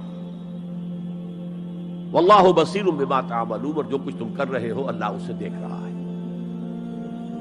اچھا، اب پھر پہلی دو آیات کی طرف آ جائیے. اسلام ایمان علیحدہ چیزیں ہیں. ایمان کی تعریف یقین قلبی دل میں، اور جہاد فی سبیل اللہ عمل. گویا کہ ان میں سے کوئی ایک چیز بھی نہیں ہے تو پھر مومن نہیں ہو تم. دل میں یقین نہیں تو مومن نہیں، عمل میں جہاد نہیں تو مومن نہیں. اب اسی کو دوسرے مقام سے جو میں نے آیات پڑھی تھی، سورہ صف کی آیت نمبر 10-11، یا ایھا الذین آمنوا هل ادلکم علی تجارۃ تنجیکم من عذاب علیم. اہل ایمان، کیا میں تمہاری رہنمائی کروں اس تجارت کی جانب جو تمہیں جہنم کے عذاب سے بچا دے، نجات دے دے. سوالیہ انداز، یہ قرآن کا بھی انداز ہے، حضور کا بھی انداز تھا. پہلے سوال کیا جائے تاکہ اذہان سوچنے کی طرف آمادہ ہو جائے، تیار ہو جائیں کہ اب آگے کیا بات آ رہی ہے. حضور بھی سوال کیا کرتے تھے، اتدرون من المفلس، تم جانتے ہو مفلس کسے کہتے ہیں؟ اکثر و بیشتر صحابہ کا جواب ہوتا تھا اللہ و رسول عالم، اللہ اور اس کا رسول بہتر جانتے ہیں. پھر حضور دوبارہ پوچھتے تھے تو اپنی اپنی سمجھ کے مطابق جواب دیتے تھے. المفلس عندنا ما لا درہم لہ ولا دینارا. حضور ہم مصرف اسی کو سمجھتے ہیں جس کے پاس نہ درہم ہے نہ دینار ہے. فرمایا نہیں، میری امت کا مفلس وہ ہوگا جو قیامت میں حاضر ہوگا تو نمازوں کی بھی بہت بڑی گٹھری لے کر آئے گا، روزے بھی ہوں گے، عمرے بھی ہوں گے، حج بھی ہوں گے، نیکیوں کی بہت بڑی بڑی گانٹھیں ساتھ ہوں گی، لیکن حقوق العباد میں اس نے کوتاہی کی ہوگی. قد اکل مال ھذا، اس شخص کا مال ہڑپ کر لیا ہوگا غلط طریقے سے، بہنوں کا حصہ وراثت میں کھا لیا ہوگا، کسی پر تہمت لگائی ہوگی، کسی کی غیبت کی ہوگی، اور وہ سارے دعوے دار جمع ہو جائے، اللہ اس شخص نے میرے ساتھ یہ کیا، اللہ اس شخص نے میرے ساتھ یہ کیا، تو اس کی نیکیاں سب دے دی جائیں گی. اچھا بھائی، وہاں کوئی اور کرنسی تو ہے نہیں کہ اتنے ہزار جرمانہ یا اتنا لاکھ جرمانہ. اچھا تم اس کی نمازیں لے جاؤ، تم اس کے روزے لے جاؤ، تم اس کے حج اور عمرے لے جاؤ، خالی ہو گیا. اور دعوے دار اب بھی باقی ہیں، تو ان کے گناہ اب ان کے حساب میں پڑنے شروع ہوں گے، اور وہ ان کے گناہوں کے بوجھ تلے دب کر جہنم میں جھونک دیا جائے. یہ مفلس ہے. یہ انداز تھا، یہ قرآن کا بھی انداز ہے اور یہی حضور کا انداز تھا. یا ایھا الذین آمنوا هل ادلکم علی تجارۃ تنجیکم من عذاب علیم. اے ایمان والو، اے ایمان کے دعوے دارو، یا اے وہ لوگوں جو ایمان قانونی حاصل کر چکے ہو، یا اے وہ مسلمانوں جن کی رسائی ابھی تک حقیقی ایمان تک نہیں ہوئی. یا ایھا الذین آمنوا هل ادلکم علی تجارۃ تنجیکم من عذاب علیم. کیا میں بتاؤں تمہیں وہ تجارت، وہ کاروبار جس کا نفع کیا ہوگا کہ جہنم سے چھٹکارا پا جاؤ. اب یہاں ایک منٹ رک کر توقف کر کے نظم کلام کے اعتبار سے ایک نتیجہ سامنے لے آئیے. اگر وہ تجارت نہیں کرو گے تو جہنم سے نجات کی امید یہ تمہاری وشفل تھنکنگ ہے، تمہاری آرزویں ہیں. تلک امانیہم، یہ ان کی خواہشات ہیں جنہوں نے عقیدوں کی شکل اختیار کر لی ہے. یہ اللہ کا کلام ہے، یہ اس میں کوئی شے جو ہے محض شاعرانہ لفاظی کے لیے یا شاعرانہ مبالغے کے لیے تو نہیں ہے نا. گنجینہ مانی کا طلسم اس کو سمجھیو جو نفس کے غالب میرے اشعار میں آوے. تو قرآن میں جو لفظ آ رہا ہے وہ ہر لفظ اپنی جگہ پر معنی کا خزانہ ہے. هل ادلکم علی تجارۃ تنجیکم من عذاب علیم. اب جواب سنیے، تؤمنون باللہ ورسولہ، ایمان لاؤ اللہ پر اور اس کے رسول پر جیسا کہ ایمان لانے کا حق ہے. بات وہی ہو گئی نا. وہ پہلا تمہارا قانونی ایمان تھا، اصل ایمان کچھ اور ہے. اسی کو سورہ نساء میں فرمایا یا ایھا الذین آمنوا آمنوا باللہ ورسولہ والکتاب الذی نزل علی رسولہ والکتاب الذی انزل من قبل. اے ایمان کے دعوے دارو، ایمان لاؤ جیسا کہ ایمان لانے کا حق ہے، اللہ پر بھی اور اس کے رسول پر بھی، اور اس کتاب پر بھی جو اپنے رسول پر اس نے نازل فرمائی، اور اس کتاب پر بھی جو پہلے نازل کی تھی. تؤمنون باللہ ورسولہ وتجاہدون فی سبیل اللہ باموالکم وانفسکم. بالکل وہی آیت نمبر 15 بن گئی کہ نہیں سورہ حجرات کی؟ ایمان لاؤ اللہ پر اس کے رسول پر، یا ایمان رکھو اللہ پر اس کے رسول پر جیسے کہ ایمان کا حق ہے، اور جہاد کرو اللہ کی راہ میں اپنی جانوں اور مالوں کے ساتھ. تؤمنون باللہ ورسولہ وتجاہدون فی سبیل اللہ باموالکم وانفسکم ذالکم خیر لکم ان کنتم تعلمون. یہی تمہارے حق میں بہتر ہے اگر تم سمجھو. اگرچہ بظاہر تو گھاٹے کا سودا ہے دنیاوی اعتبار سے، اللہ کی راہ میں جہاد کرنا جان کا اندیشہ، قتال کے لیے نکلنا جان کا، جو اگر بچ کے آ گئے تو ایک نئی زندگی سمجھیے، ورنہ انسان میدان جنگ میں جاتا ہے تو جان ہتھیلی پر رکھ کر جاتا ہے. مال مانگا جا رہا ہے اللہ کی راہ میں، مال دے کر دنیا میں تو بہرحال دولت کی کمی کا احساس ہوتا ہے نا.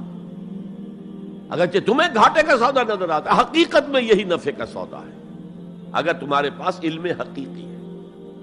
اب ان دو مقامات سے جو نتیجہ میں نے نکالا، there can be no ایمان without jihad فی سبیل اللہ. There can be no salvation on the day of judgment without jihad فی سبیل اللہ. کس قدر اہم ہے جہاد فی سبیل اللہ کو اب سمجھنا، اس کے تقاضوں کو جاننا، اس کی شرائط کا فہم حاصل کرنا. اس ضمن میں جو دنیا میں آج غلط فہمیاں پھیلی ہوئی ہیں اور زبردستی پھیلائی بھی جا رہی ہیں جان بوجھ کر، اس کا اصل سبب ہم خود ہیں. ہماری بہت بڑی غلطی ہوئی کہ ہم نے جہاد اور قتال کو ہم مانی قرار دے دیا. یہ بھی جوڑا وہی ہے، عام اور خاص،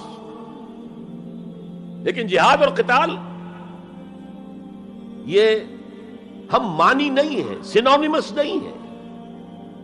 اسی لیے میں نے سورہ صف کی آیت نمبر 4 بھی آپ کو سنائی. اب یہ اس اعتبار سے جہاد اور قتال فی سبیل اللہ پر قرآن مجید کی جامع ترین صورت ہے. کل 14 آیتیں، اس میں جہاد فی سبیل اللہ کا ذکر بھی ہے یہ آیت نمبر 11 کے اندر، اور آیت نمبر 4 میں قتال فی سبیل اللہ کا حکم بھی. ان اللہ یحب الذین یقاتلون فی سبیلہ صفا کانہم بنیان مرصوص. اللہ کو محبوب تو وہ بندے ہیں اس کے جو اس کی راہ میں جنگ کرتے ہیں صفیں باندھ کر گویا کہ سیسا پلائی ہوئی دیوار ہے. قتال فی سبیل اللہ، جہاد فی سبیل، دو اصطلاحات ہیں، ان کا مفہوم بالکل ایک تو نہیں ہو سکتا.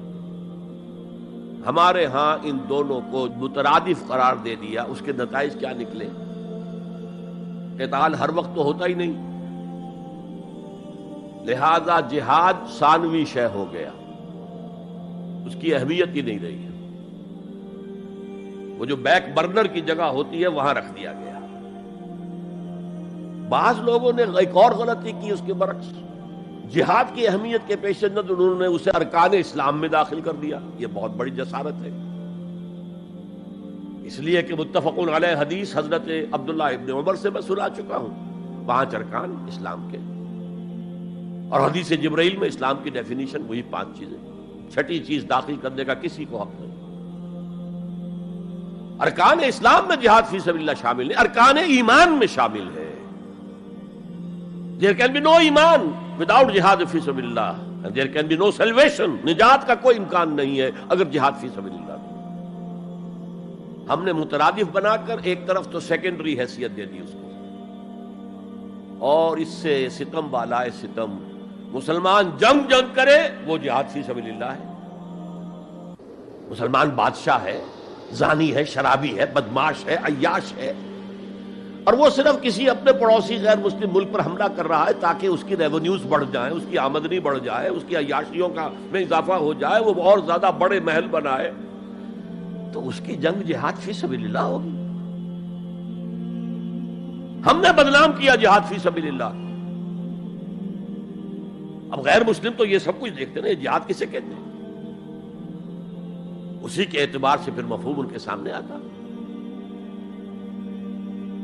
یہ مغالطہ ہم نے ڈالا، اس کے نتائج آج ہم بھگت رہے ہیں.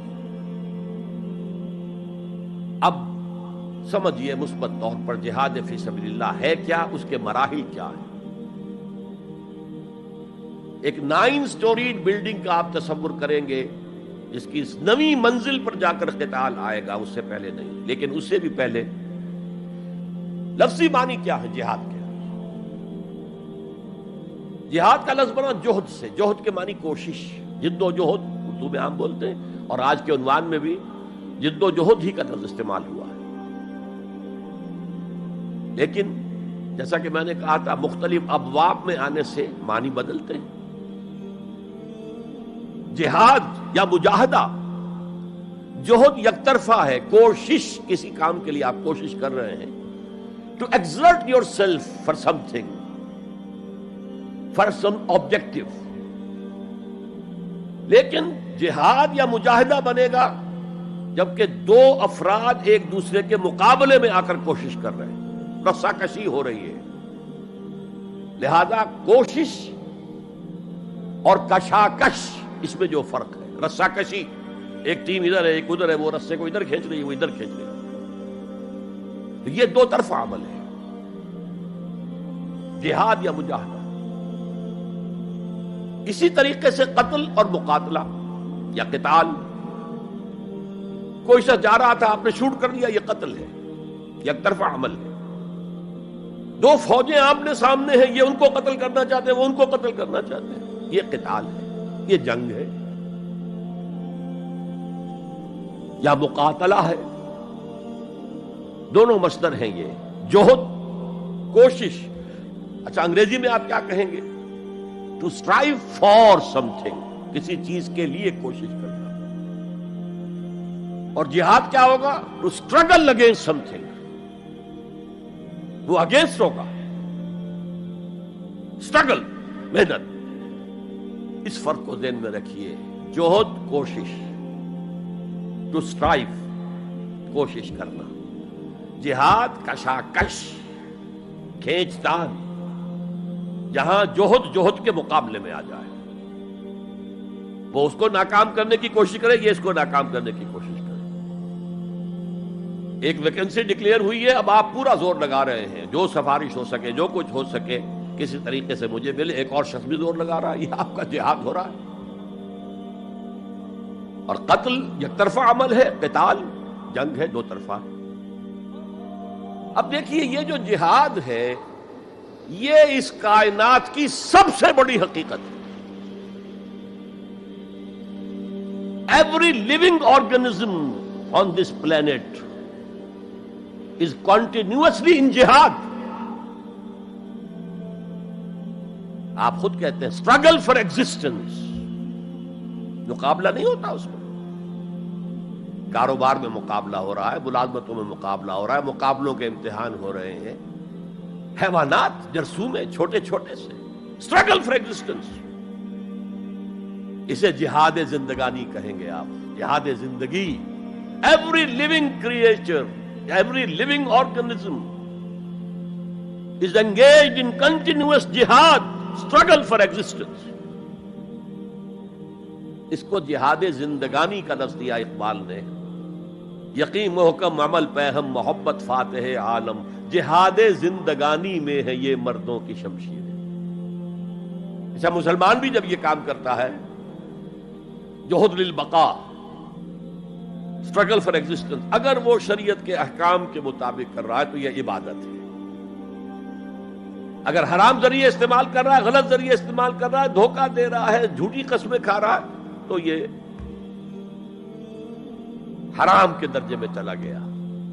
اور اگر آپ اپنی اس جہد بقا کو، جہاد وجود کو، جہاد زندگانی کو اسلام کے اصولوں کے مطابق کر رہے ہیں، یہ عبادت ہے. حضور نے فرمایا القاسم و حبیب اللہ، جو شخص محنت کر کے کماتا ہے وہ اللہ کا ساتھی ہے، اللہ کا دوست ہے، حبیب اللہ.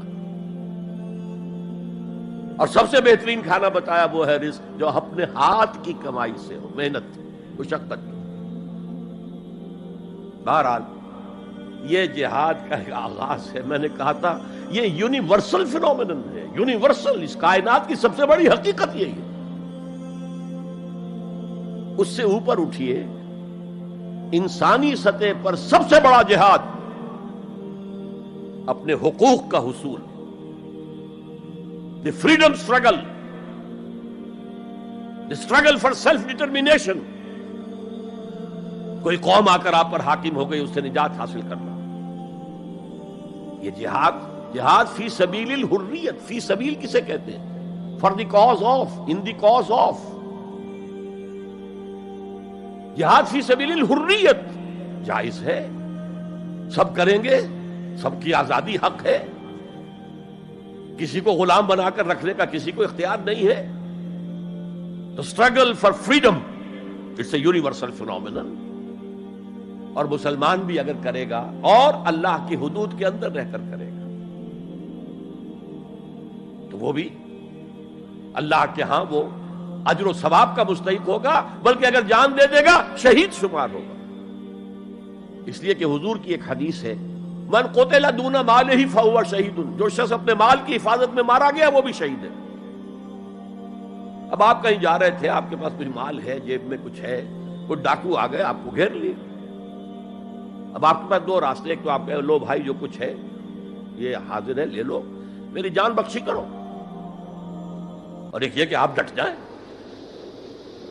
اس ڈٹ جانے میں اگر جان چلی گئی تو آپ شہید ہیں. من قتل دون مالہ ہی، تو مال سے تو 1000 گنا بڑی شے ہے حریت فی سبیل الحریہ. لیکن ہم نے کیا غلطی کی؟ فریڈم سٹرگل کو بھی جہاد فی سبیل اللہ کہہ دیا. بہت بڑی غلطی، جس کا سب سے بڑا مثر میں آپ کو بتاتا ہوں. یہ mid 50s کی بات ہے. میں اپنے MBA سے فارغ ہو کر منٹگومری میں، جو اب سائیوال کہلاتا، جا کر آباد ہو گیا تھا والدین کے پاس. الجزائر میں اس وقت فریڈم سٹرگل چل رہی تھی فرانس کے خلاف. تو اس کے لیے کچھ فنڈز حاصل کرنے کے لیے ایک وفد آیا پاکستان کے دورے پر. ایک تو کرنل صاحب تھے، کرنل عودہ، وہ تو داڑھی مونچھ صاف تھے جیسے ہوتے ہیں عام طور پر فوجی. لیکن ایک بہت بڑے عالم دین علامہ بشیر الابراہیمی الجزائری، بہت مشہور، بہت بڑے عالم، وہ بھی ساتھ تھے. انہوں نے جو تقریر کی عربی میں، جہاد فی سبیل اللہ، جہاد فی سبیل اللہ. واقعہ یہ کہ وجد میں آ گیا پورا مجمع. وہ لوگ تو وجد میں نہیں آ سکے ہوں گے جنہوں نے ترجمہ، جنہوں نے سنا ہے، لیکن میں عربی سے واقف تھا تو میں واقعتاً وجد میں آ گیا. قرآن کا بیان، حدیث کے بیان، جہاد فی سبیل اللہ کی اہمیت، جہاد فی سبیل اللہ کا مقام و مرتبہ. اچھا جو بھی ہو سکا پیسے ہم نے جمع کیے، کمیٹی بنائی، تھیلی پیش کی. Now prepare for the shock. جب یہ جہاد کامیاب ہوا تو ایک سوشلسٹ ریاست قائم ہو گئی. How come؟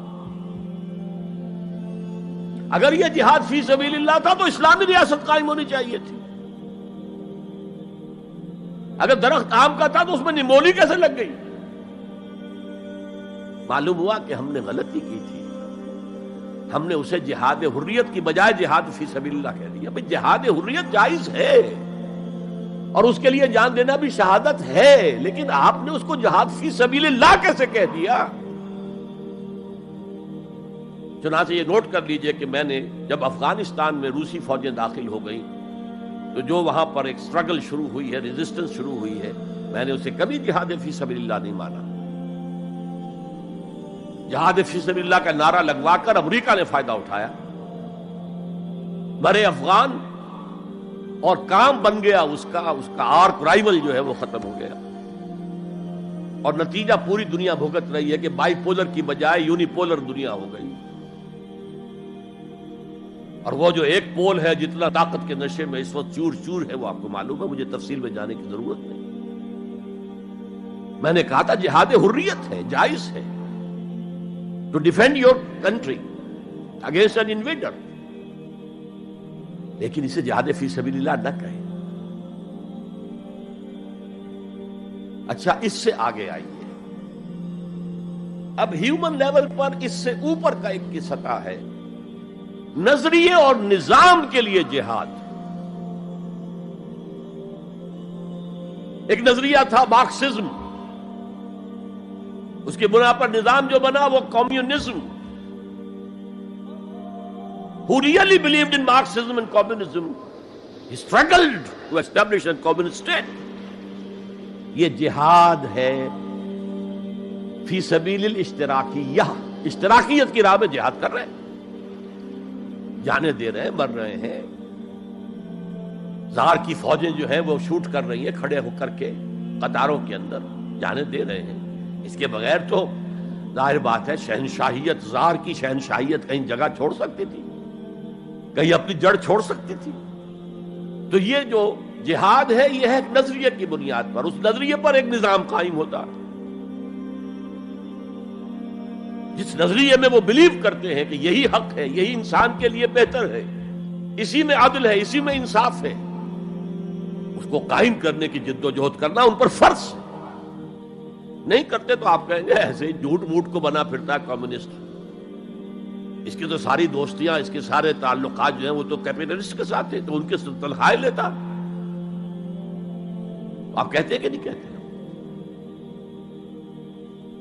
یہ ہے جہاد. اگر وہ نظریہ ایمان ہے اور نظام اسلام ہے، اس کے لیے جو جہاد ہوگا وہ جہاد فی سبیل اللہ ہے.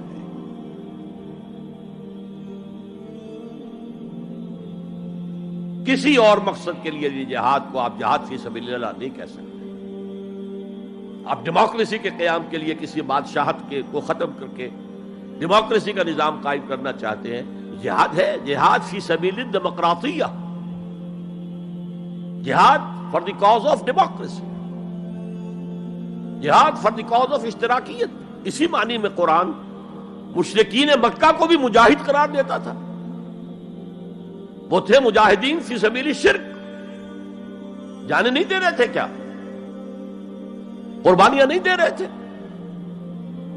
وہ اپنے عقیدے کے لیے، اپنے نظریے کے لیے، اپنے نظام کے لیے جانے دے رہے تھے.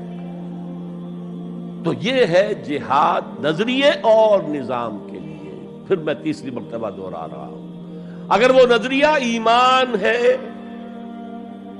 اور نظام اسلام کا ہے، قائم کرنا پیش نظر ہے، تو وہ ہے جہاد فی سبیل اللہ.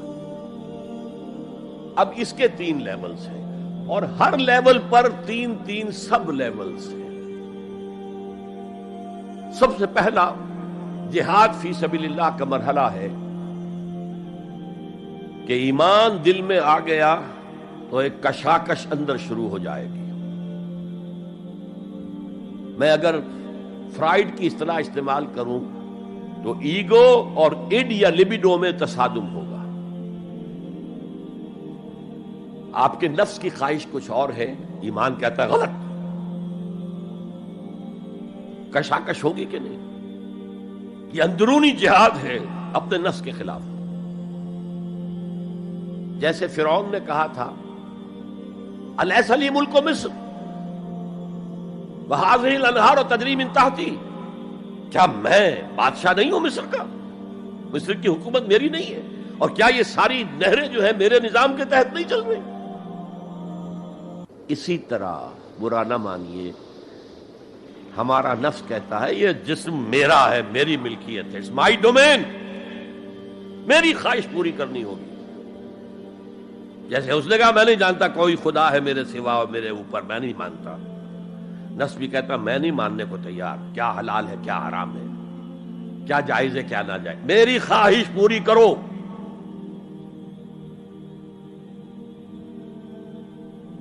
اس کے خلاف جہاد، یہ پہلی منزل کا جہاد ہے. اور آپ کو معلوم ہے 3 منزلہ عمارت ہے، تو بلند ترین تو ہے تیسری منزل، اہم ترین ہے پہلی منزل. پہلی منزل بنے گی تو دوسری بنے گی، دوسری ہوگی تو تیسری بنے گی نا. پہلی منزل یہ ہے اور اہم ترین یہ ہے.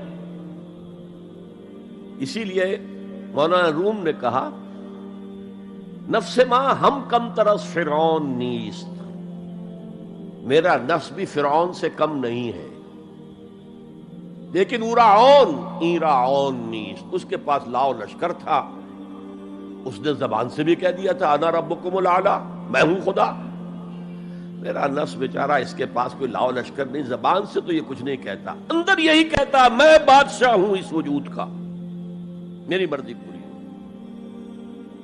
تو اسٹرگل اگینسٹ دس بیسر سیلف، ایک سیلف ہے اونچی سیلف، خودی، انا، ایگو، اور ایک ہے یہ بیسر سیلف یمانی جبلتیں جو اندھی بہری ہیں، جو حلال اور حرام سے انہیں کوئی غرض نہیں ہے، ان کے خلاف جہاد کرنا. آپ نے فرمایا صلی اللہ علیہ وسلم المجاہد من جاہد نفسہ، اصل مجاہد وہ ہے جو اپنے نفس کے خلاف جہاد کر سکے. تمہارے اندر یہ دشمن تو بیٹھا ہوا ہے، تکڑا ہے، تمہیں کنٹرول کر رہا، چلے آؤ باہر کے دشمنوں سے جہاد کرنے کے لیے. تم نے ٹانگے کو گھوڑے کے آگے باندھ دیا.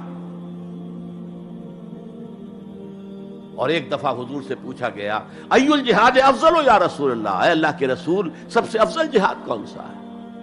فرمایا ان تجاہد نفسک فی طاعت اللہ، اپنے نفس کے خلاف جہاد کرو، اسے اللہ کا مطیع کرو. یہ جو اندر کی کشمکش ہے، کشاکش ہے، یہ جہاد فی سبیل اللہ کا نقطہ آغاز، اللہ کا مطیع بنانا ہے نفس کو. اس کے ساتھ دو سب لیول اور ہیں. اس نفس کو بھڑکانے والی ایک قوت ہے انویزیبل،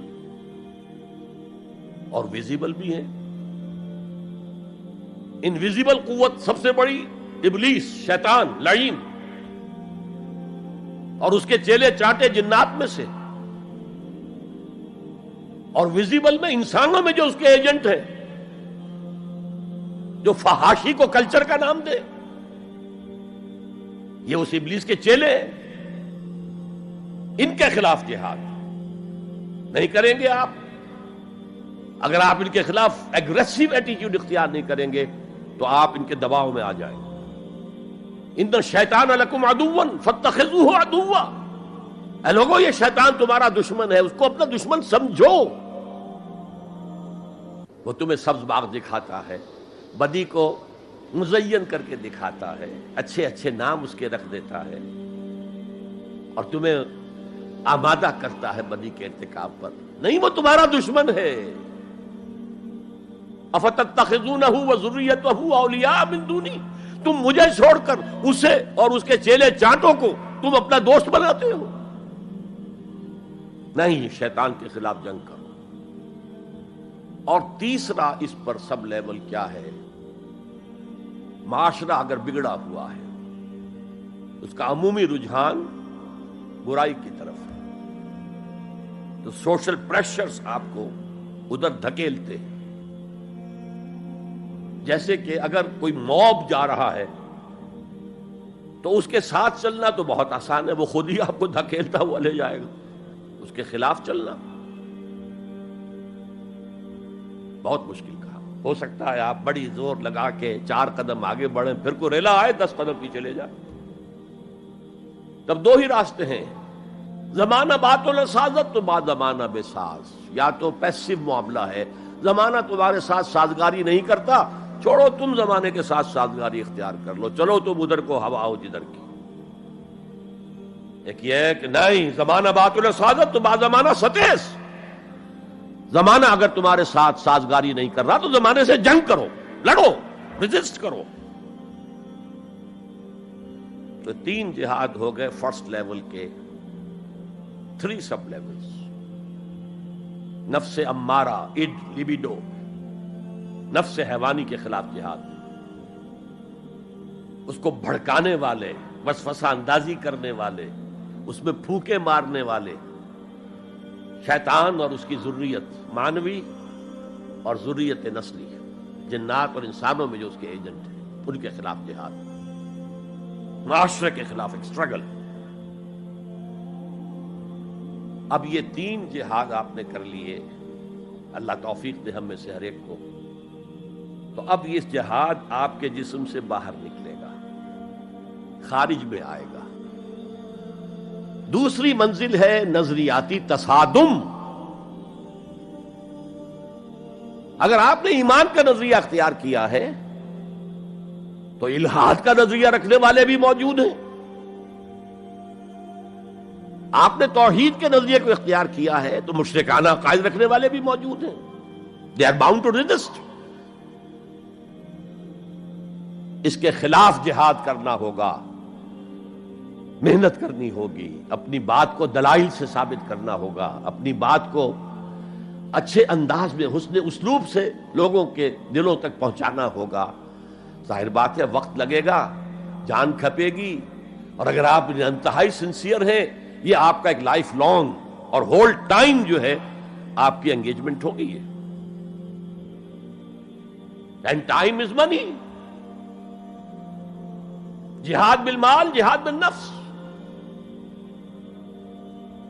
یہ ہے دعوت و تبلیغ کہہ لیں اسے، اپنے نظریات کو پھیلانا کہہ لیں. آخر مارکسسٹ نے اپنے نظریات کو پھیلایا پہلے پیور فلسفی کی سطح پر، ٹاپ انٹلیکچوئلز کو دنیا کے انہیں پوزیس کیا. اس کے بعد ادب کے ذریعے سے، ڈراموں کے ذریعے سے، شاعری کے ذریعے سے، افسانوں کے ذریعے سے وہ فکر جو تھا طبقاتی شعور، کلاس کانشسنس کا شعور پیدا کیا. اور ہوتے ہوتے یہاں تک کہ ریڑی والے کے زبان پر بھی لفظ آ گیا استحصال. او اتنا ثقیل عربی لفظ، استحصال کر رہے ہیں. یہ سارا کام یوں ہی تو نہیں ہو گیا. کتنے ادیبوں نے، کتنے ڈرامہ نویسوں نے، کتنے شاعروں نے اس فلسفے کو پھیلایا ہوگا. اچھا، اس کے بھی 3 سب لیولز ہیں. ہر انسانی معاشرہ 3 سطح کے لوگوں پر مشتمل ہے. ایک انٹلیکچوئل مائنورٹی ہوتی ہے، انٹیلیجنسیا ہوتا ہے، یا جسے ایک اور اصطلاح میں کہتے ہیں brain trust of the society. They control direction and destination of the society. ہوتے ہیں مائنورٹی، مائنیوٹ مائنورٹی، لیکن ان کا اور پوری قوم کا جو باہمی رشتہ ہے وہ کیا ہے؟ جیسے یہ دماغ اور پورا جسم. میری ٹانگیں مجھے لے کر چل سکتی ہیں، دوڑ سکتی ہیں، اگرچہ اب میں دوڑ نہیں سکتا گھٹنوں کے آپریشن کے بعد، لیکن بہرحال دوڑا بھی کرتا تھا. لیکن کدھر جانا ہے اس کا فیصلہ یہاں ہوتا ہے. یہ صلاحیت ٹانگوں میں نہیں ہے. ہاں، یہاں سے فیصلہ ہو دوڑو، دوڑیں گے. ہاتھ پکڑ سکتا ہے کسی چیز کو، کس کو پکڑے کس کو نہ پکڑے. ہو سکتا ہے کہ آپ نے ہاتھ بڑھا بھی دیا ہو، کسی کو لکڑی سوکھی سمجھ کر آپ جو ہے جنگل کے اندر سے ایندھن جمع کر رہے ہیں، اچانک آنکھ نے دیکھا وہ تو حرکت کر رہی ہے، فوراً اطلاع گئی، ارے یہ تو سانپ معلوم ہوتا ہے، یہاں سے حکم آیا ہاتھ کھینچ لو، فوراً کھینچ لیا. تو کنٹرول تو یہ کر رہا ہے نا.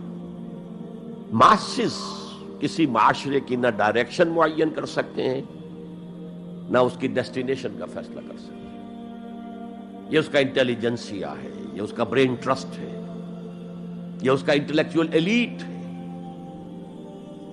لہذا اس نظریاتی تصادم میں بھی پرائرٹی نمبر 1 وہ طبقہ ہے. اگر وہ آپ کے نظریات کے قائل نہیں ہوں گے، حامل نہیں ہوں گے، there can be no collective change in this society.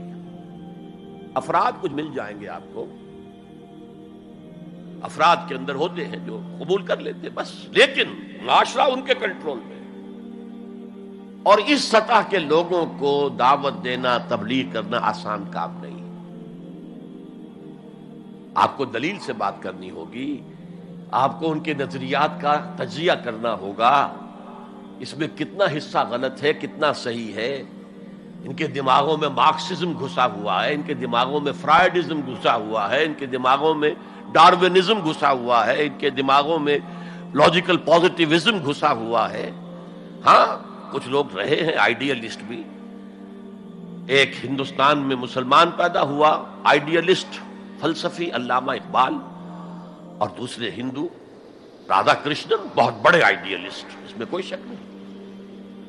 اور ان کو اللہ نے لمبی عمر بھی دی. تو انہوں نے جو تصانیف فلسفے پر لکھی ہیں علامہ اقبال نہیں لکھ پائے. تو یہ جو طبقہ ہے یہ عام واعظ و نصیحت سے اثر قبول نہیں کرتا. Because there is a barrier in their minds, in their brains.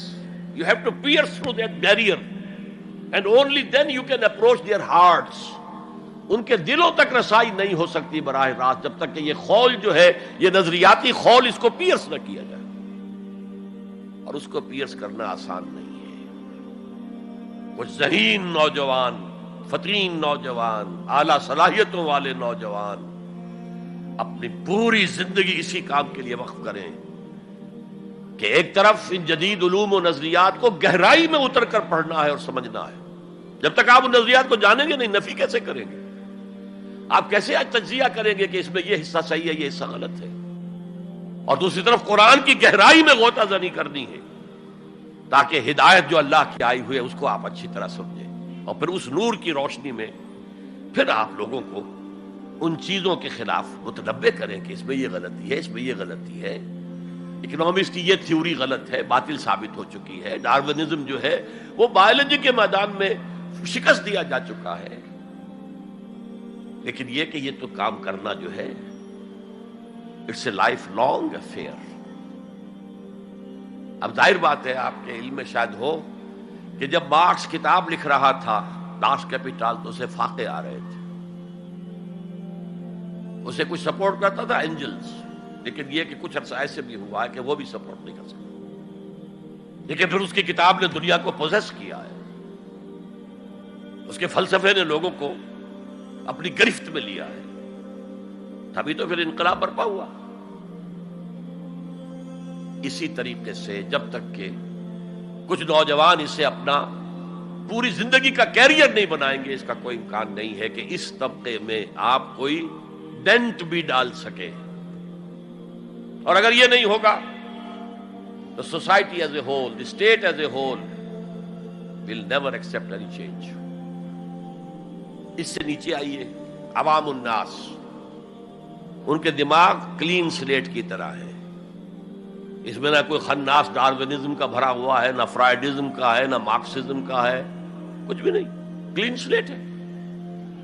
اس کو واعظ و نصیحت کے ذریعے سے ایسی بات جو از دل خیزت بر دل ریزت، دل سے اٹھے دل پہ اتر جائے، سادہ ترین زبان میں بھی بات کرو وہ قبول کریں گے، بس صرف اس کی ایک شرط ہے، آپ کا عمل بھی گواہی دے رہا ہو کہ آپ واقعی جو کہہ رہے ہیں اس پر خود بھی عمل پیرا ہے۔ یہ اگر پہلی منزل آپ سر کر آئے ہیں تب تو ٹھیک ہے، اگر پہلی منزل آپ نے سر نہیں کی اور آپ شروع ہو گئے مبلغ کی حیثیت سے، تو ایسا مبلغ جو ہے وہ اسلام کو بدنام کرے گا۔ وَمَنْ أَحْسَنُ قَوْلًا مِّمَّنْ دَعَا إِلَى اللَّهِ وَعَمِلَ صَالِحًا وَقَالَ إِنَّهُ مِنَ الْمُسْلِمِينَ۔ اس شخص سے بہتر بات اور کس کی ہوگی جو اللہ کی طرف بلائے اور عمل نیک کرے اور کہے کہ میں بھی مسلمانوں میں سے ہوں، میں بھی کوئی بڑا اونچا آدمی نہیں ہوں، کوئی بہت اعلیٰ تم سے برتر نہیں ہوں، کہ خاص لیول پر جب انسان دینی اعتبار سے پہنچ جاتا ہے تو اب سب سے بڑا فتنہ جو لاحق اسے ہو سکتا ہے وہ تکبر کا ہے، دوسروں کو بنظر استحقار دیکھنا۔ اگر یہ نہیں ہے، سنسیریٹی کے ساتھ اپنے مخاطب کی خیر خواہی اس کے ساتھ آپ بات کر رہے ہیں، تو یہ ہے موعظہ حسنہ۔ یہ میں جو کچھ بیان کر رہا ہوں یہ سورہ نحل کی آیت، ادعو الی سبیل ربک بالحکمہ، یہ ٹاپ لیول کے اوپر حکمت سے، دانشمندی سے، اور حکمت کسے کہتے ہیں؟ عقل کا سفر فطرت کی رہنمائی میں، اس کا نتیجہ حکمت ہے۔ عقل خالص کا نتیجہ فلسفہ ہے، فلسفے کی منزل سکیپٹسزم ہے یا ایگنوسٹسزم ہے، لا ادریت ہے یا ارتیابیت ہے، ثم لم یرتابوا آج ہم نے پڑھا ہے، وہی ارتیابیت ہے۔ تھرڈ لیول ہے کہ ہر معاشرے کے اندر کچھ جنہیں ہم سمجھیں گے کہ گمراہ کن طبقات ہیں، گمراہ کرنے والے، ان کی تبلیغی سول سروس موجود ہوتی ہے، انہیں تنخواہیں ملتی ہیں اسی کی کہ وہ آپ کے نظریے کی نفی کریں اور اپنا نظریہ، اپنا عقیدہ پھیلائیں۔ یہ لوگ ادھار کھائے بیٹھے ہوتے ہیں، یہ سمجھنے کے موڈ میں کبھی نہیں ہوتے، ان کا تو انداز مناظرانہ ہوتا ہے، بس سمجھنا سمجھانا پیش نظر نہیں ہوتا۔ You have to meet them in their own elements۔ اگر نہیں کریں گے تو عوام الناس پر بہت برا اثر ہوگا، عوام الناس جو ہیں وہ تو پھر زیر اثر آ جائیں گے ان کے، جیسے کہ پادری فینڈر آیا تھا انڈیا میں، ابھی جب کہ ایسٹ انڈیا کمپنی کی حکومت شروع ہوئی تھی، کلکتے ہی سے انگریز شروع ہوئے تھے، کلکتے ہی سے مشنری وقت شروع ہوا تھا، وہیں پہلا پریس لگا تھا، وہیں اردو کی بائبل چھپی تھی، اور اس نے تمام مسلمان علماء سے مناظرے کیے، بنگال کے، بہار کے، یو پی کے، سب کو ہراتا ہوا، شکست دیتا ہوا دلی پہنچ گیا، اور دلی کی جامع مسجد کی سیڑھیوں پر کھڑے ہو کر اس نے اعلان کیا، اے مسلمانوں، میں وہاں سے یہاں تک آ گیا ہوں، تمہارا کوئی عالم میرا مقابلہ نہیں کر سکا۔ اس کی وجہ یہ کہ ہمارے علماء نہ بائبل پڑھتے تھے نہ تورات پڑھتے تھے. ان کا اصل سبجیکٹ تھا فقہ، اس لیے کہ انہیں سرکاری جو حکومت مسلمانوں کی تھی اس کے اندر قاضی اور مفتی کے عہدے اور قاضی اور خطیب جامع مسجد کے یہ عہدے تھے. تو سول سروس کے لیے جو نصاب بنا ہوا تھا وہاں اس میں قانون کی اہمیت تھی سب سے زیادہ، تو فقہ پڑھتے تھے. اور وہ لوگ تیار ہو کر آتے تھے پوری طرح عربی سے واقف ہے، قرآن سے واقف ہے، تو مقابلہ کیسے ہو؟ اور اگر اس وقت کوئی شخص مقابلے میں نہ آ سکتا. ایک تو عجیب بات نوٹ کیجئے کہ اس وقت اسلام اور توحید کا دفاع کرنے والا سب سے بڑا ایک ہندو تھا، راجا رام موہن رائے. آئینہ تثلیث اس نے کتاب لکھی ہے جس میں کہ ٹرینٹی جو عیسائیت کی بنیاد ہے اس کی نفی کی اور توحید کا اثبات کیا. بہرحال پادری فینڈر کے مقابلے میں کوئی اگر نہ آتا تو کیا اثر ہوتا علماء پر؟ ویسے ہمیں انگریزوں نے فتح کر لیا، ہمارے مذہب کو عیسائیوں نے فتح کر لیا، لیکن اللہ کا فضل ہوا، کرم ہوا. ضلع مظفر نگر کا ایک قصبہ کیرانہ ہے، مولانا رحمت اللہ کیرانوی رحمت اللہ علیہ وہ میدان میں آئے، انہوں نے شکست فاش دی، فینڈر کو بھاگ گیا ہندوستان سے. تو یہ جدال اس کو قرآن کہتا ہے، مناظرہ نہیں، عام لفظ استعمال ہوتا ہے مناظرہ، قرآن کہتا ہے مجادلہ. لیکن اس کے لیے بھی کیا کہتا ہے؟ جدال بھی کرو تو خوبصورت طریقے سے، گالم گلوچ نہ کرو، لوگوں کی توہین نہ کرو، ان کے جھوٹے معبود ہیں تو انہیں گالیاں مت دو، شریفانہ انداز میں بات کرو. یہ 3 لیولز دعوت. ظاہر بات ہے کہ اس طرح کے مناظرے کے لیے بھی اسپیشل ٹریننگ کی ضرورت ہوتی ہے. اگر آپ ان مذاہب کی گہرائی میں نہیں اترے ہوئے، ان کی تاریخ کی جو ہے پورا پس منظر آپ کو معلوم نہیں، ان کے اسکرپچرز کو آپ نے نہیں پڑھا ہے، تو آپ کیسے کریں گے مناظرہ؟ تو یہ 3 سب لیولز ہیں دعوت و تبلیغ کے، جہاد کے، جس میں جان بھی لگتی ہے، مال بھی لگتا ہے. ایک ادعو الی سبیل ربک بالحکمہ for the elite, intellectual elite, والموعظۃ الحسنہ فار دی کامن ماسز، وجادلہم باللتی ہی احسن، اور جدال اور مجادلہ کرو ان کے ساتھ، لیکن بہت عمدہ طریقے سے، خوش اسلوبی سے. اس میں تہذیب ہونی چاہیے، شائستگی ہونی چاہیے. اگر وہ کہیں اس سے نیچے گر رہے تو مت گرنا. 2 لیولز اور 6 سب لیول ہو گئے. اب آئیے اس کا چوٹی کا جہاد ہے نظام کو بدلنا. مارکسزم کو مانا ہے تو فرض ہے کہ کمیونزم نافذ کرو. یہ سخت ترین مرحلہ ہے، اس لیے کہ ظاہر بات ہے کہ خلا تو کہیں ہے نہیں، کوئی نہ کوئی نظام تو ہے، اور وہ نظام اپنے آپ کو ڈیفینڈ کرتا ہے، وہ سٹیٹس کو وہ چاہتا ہے. اس کے ساتھ جو پریویلیج کلاسز ہیں وہ چاہیں گی نظام یہی رہے. اسی کی شاخوں پر تو ہمارے آشیانے بنے ہوئے ہیں، ہمارے گھونسلے، ہمارے مفادات پر زد پڑ رہی ہے. Grid up your lines, resist them. یہ معاملہ ہے جس میں تصادم آتا ہے. نظام تصادم کے بغیر نہیں بدل سکتا. دعوت کے ذریعے آپ سلیم الفطرت، سلیم العقل لوگوں کو کھینچ لیں گے، لیکن لاتوں کے بھوت باتوں سے نہیں مانتے.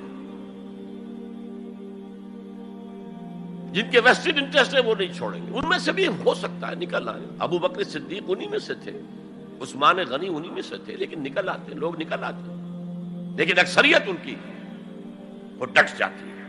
گارڈ اپ یور لائنز، اپنے مفادات کا تحفظ کرو، بچاؤ اپنے مفادات کو. تو تصادم بیکمز انیویٹیبل، انیویٹیبل، انیویٹیبل. اس تصادم کی بھی 3 سٹیجز ہیں. وہی میں نے کہا تھا نا، 3 سب سٹیجز ہر سٹیج پر. پہلی یہ ہے جسے پیسو ریزسٹنس کہا جائے گا. ظاہر بات ہے کہ کانفلکٹ تو انقلابی لوگوں نے پیدا کیا ہے نا. معاشرہ تو بس رہا تھا، غلام اپنے قسمت پر شاکر و صابر تھے، قربا کہتے تھے ہماری تقدیر ہی یہ ہے، ٹھیک ہے، اسی لیے تو مارکس نے کہا کہ یہ اوپیم آف دی ماسز ہے مذہب۔ اس نے کانفلکٹ کس نے پیدا کیا؟ جس نے کہا یہ غلط ہے، یہ نظام صحیح نہیں ہے، یہ ریپریسو ہے، یہ ایکسپلائٹیٹو ہے، یہ ڈسکریمنیٹو ہے، اس میں تقسیم دولت کا نظام غلط ہے۔ ایک طرف ارتکاز دولت ہے، دوسری طرف احتیاج ہے، بھوک ہے، مفلسی ہے، قلاشی ہے۔ جو یہ کہتے ہیں تو گویا کہ ایک تالاب پرسکون تھا، اس نے پتھر تو آپ نے مارا نا، اب جو لہریں اٹھیں گی تو be prepared to face the music. چنانچہ اور مارو ان کو قتل کرو، ان کو جیلوں میں ٹھونس دو، ان کو یہ کرو، ان کو وہ کرو۔ اس سارے معاملے میں پہلی سٹیج ہوگی اس نظریاتی اور نظام کے تصادم میں ٹیک آل پرسیکیوشن وداؤٹ اینی ریٹیلیشن۔ اگر آپ وائلنٹ ہو گئے فرام دی ویری بگننگ تو جو پاور اس وقت ہے موجود، جو نظام ہے اس کو ریپرزینٹ کرنے والی جو حکومت موجود ہے، وہ آپ کو کرش کر کے رکھ دیں گے۔ You have to buy time. اور اس کے لیے کیا ہے؟ وہ تمہیں مارے تم جواب نہ دو، وہ گالی دے تم انہیں دعائیں دو، وہ پتھر مارے تم پھول پیش کرو۔ ادفع باللتی ہی احسن، بہترین انداز میں دفاع کرو۔ اسے کہتے ہیں پیسو ریزسٹنس۔ حضور کی سیرت میں پورے 12 برس یہ حکم تھا، this was the order of the day, no retaliation whatsoever, no raising of hands even in self defence. اور یہ میں آپ کو بتا چکا ہوں، مہاتما گاندھی نے کہا، سرحدی گاندھی عبد الغفار خان سے، کہ میں نے یہ عدم تشدد جو ہے، تشدد کا جواب تشدد سے نہ دینا، یہ میں نے سیکھا ہے حضرت مسیح سے اور حضرت محمد سے صلی اللہ علیہ وسلم۔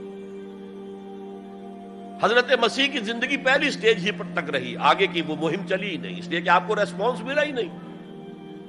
کہتے ہیں کل 72 آدمی ایمان لائے تھے ان پر، اور ان میں سے بھی 12 تھے جو ان کے مخلص ساتھی تھے، حواریین تھے، ہر وقت ساتھ رہتے تھے، اور ان میں سے بھی ایک وہ تھا جس نے غداری کر کے گرفتار کرایا ہے، ان کی اپنی روایت کے مطابق۔ اس کو چھوڑیے، تفصیل میں نہیں جانے کی ضرورت نہیں۔ تو بہرحال اس سے اگلی سٹیج کیسے آتی ہے؟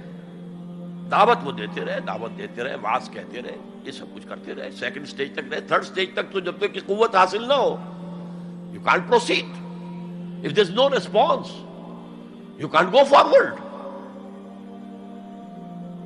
لیکن یہ کہ حضور کی زندگی میں اگلی سٹیج آ گئی، ساتھی آئے، انہیں مارے کھانی پڑی، دہکتے ہوئے انگاروں پہ لٹایا گیا، جانوروں کی لاشوں کی طرح ان کی گردن کے اندر رسیاں باندھ کر انہیں گھسیٹا گیا گلیوں کے اندر، سب کچھ ہوا ہے، برداشت کیا، انہیں قتل بھی کیا گیا۔ حضرت سمیہ، حضرت یاسر پہلے مقتولین ہیں، میاں بیوی رضی اللہ تعالی عنہما، سب کچھ ہوا ہے، برداشت کرو، اسبروا، صبر کرو۔